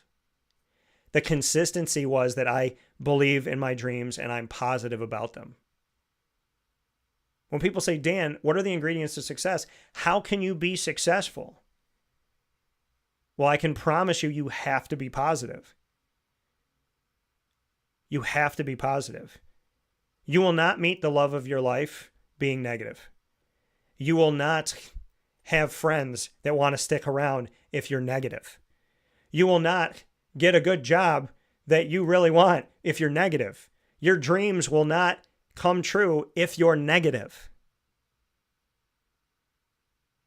You could have everything in the world inside of you, but if you're negative, the world won't see it fully.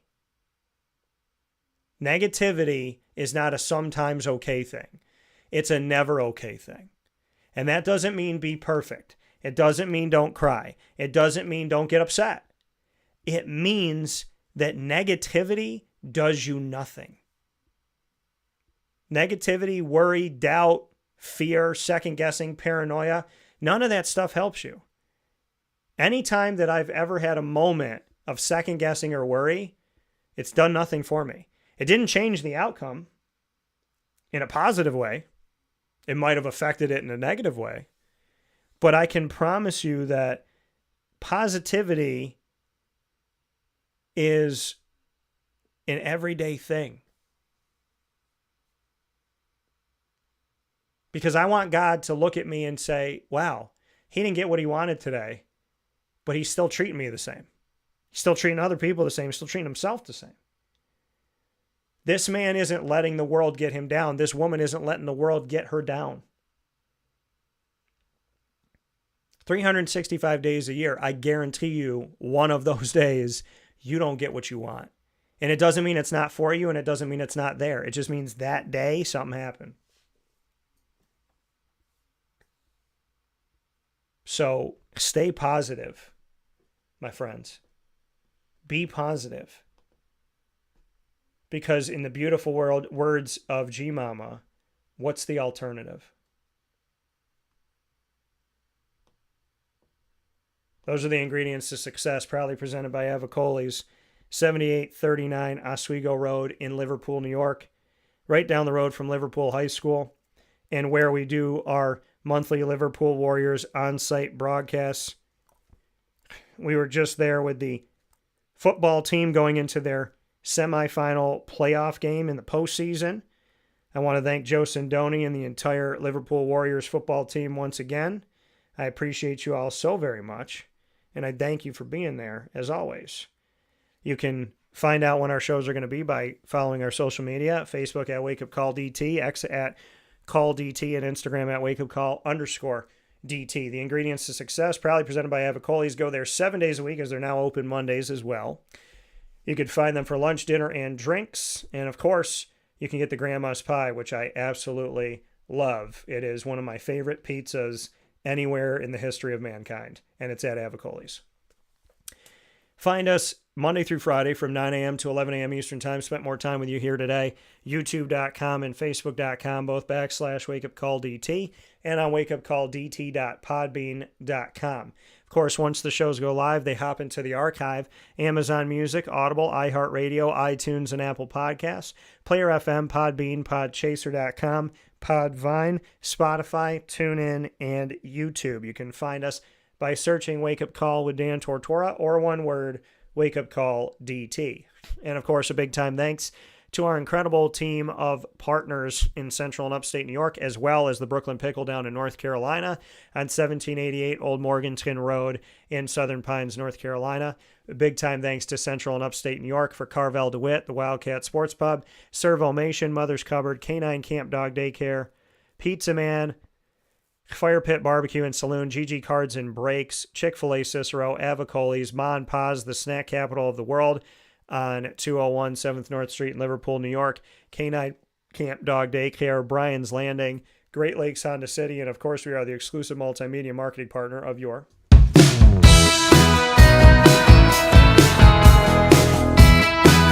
Lemoyne College Dolphins. It's Fins Up every single month here on Wake Up Call, and our exclusive multimedia marketing partnership with the Dolphins of Lemoyne. You will find them Wednesdays at 9 a.m. Eastern Time.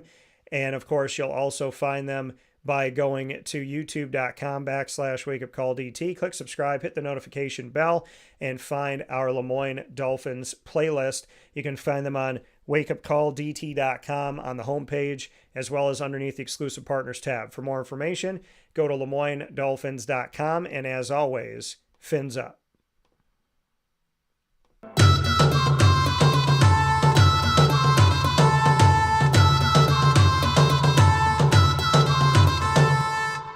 Bryan and Stratton College Bobcats of Syracuse are exclusive multimedia marketing partners with Wake Up Call with Dan Tortora. Find your Bobcats every single month. Men's and women's soccer, men's and women's basketball, baseball, and esports find you throughout the year. Student athletes, coaches, and administration join me for the Bobcat Buzz, exclusive to Wake Up Call. You can find your Bobcats by going to youtube.com/wakeupcalldt. Click subscribe, hit the notification bell, and find the BSC Syracuse playlist. You'll also find the Bobcats by going to wakeupcalldt.com's homepage and underneath the exclusive partners tab. For more information, go to syracuse.bscbobcats.com.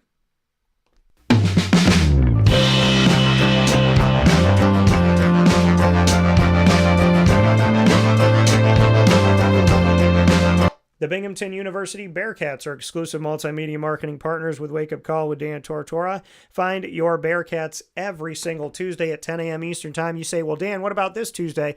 Well, with Veterans Day, we've actually moved the Bearcats to Wednesday because we were off yesterday. So the Bearcats will be with us tomorrow morning. Looking forward to having them on the broadcast here on Wake Up Call with Dan Tortora, where sports meets life. But every week, Tuesdays at 10 a.m. is our typical time, Eastern Time, with the Bearcats. Moments with Marshall featuring Gene Marshall, Binghamton University Athletics Director, and the Bearcat Break Room with student athletes, coaches, and administration telling their stories all throughout the year. You can find the Bearcats by going to youtube.com/wakeupcalldt.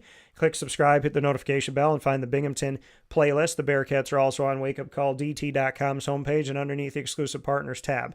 For more information, go to binghamtonbearcats.com and go Bearcats.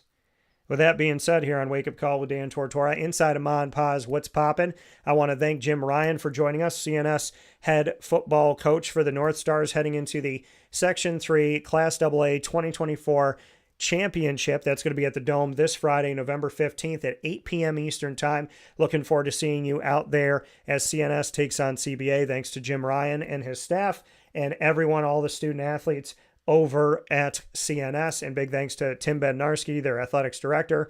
Many thanks to all of you. I asked you to write in your thoughts on Syracuse football at 6-3, 3-3 in the ACC, and of course bowl eligible. And we had over 170 comments that came in, and I was happy to read them off for you today. And thank you to Avocolis for the ingredients to success every Tuesday. Remember, positivity is a choice, positivity is a lifestyle, and positivity comes from within.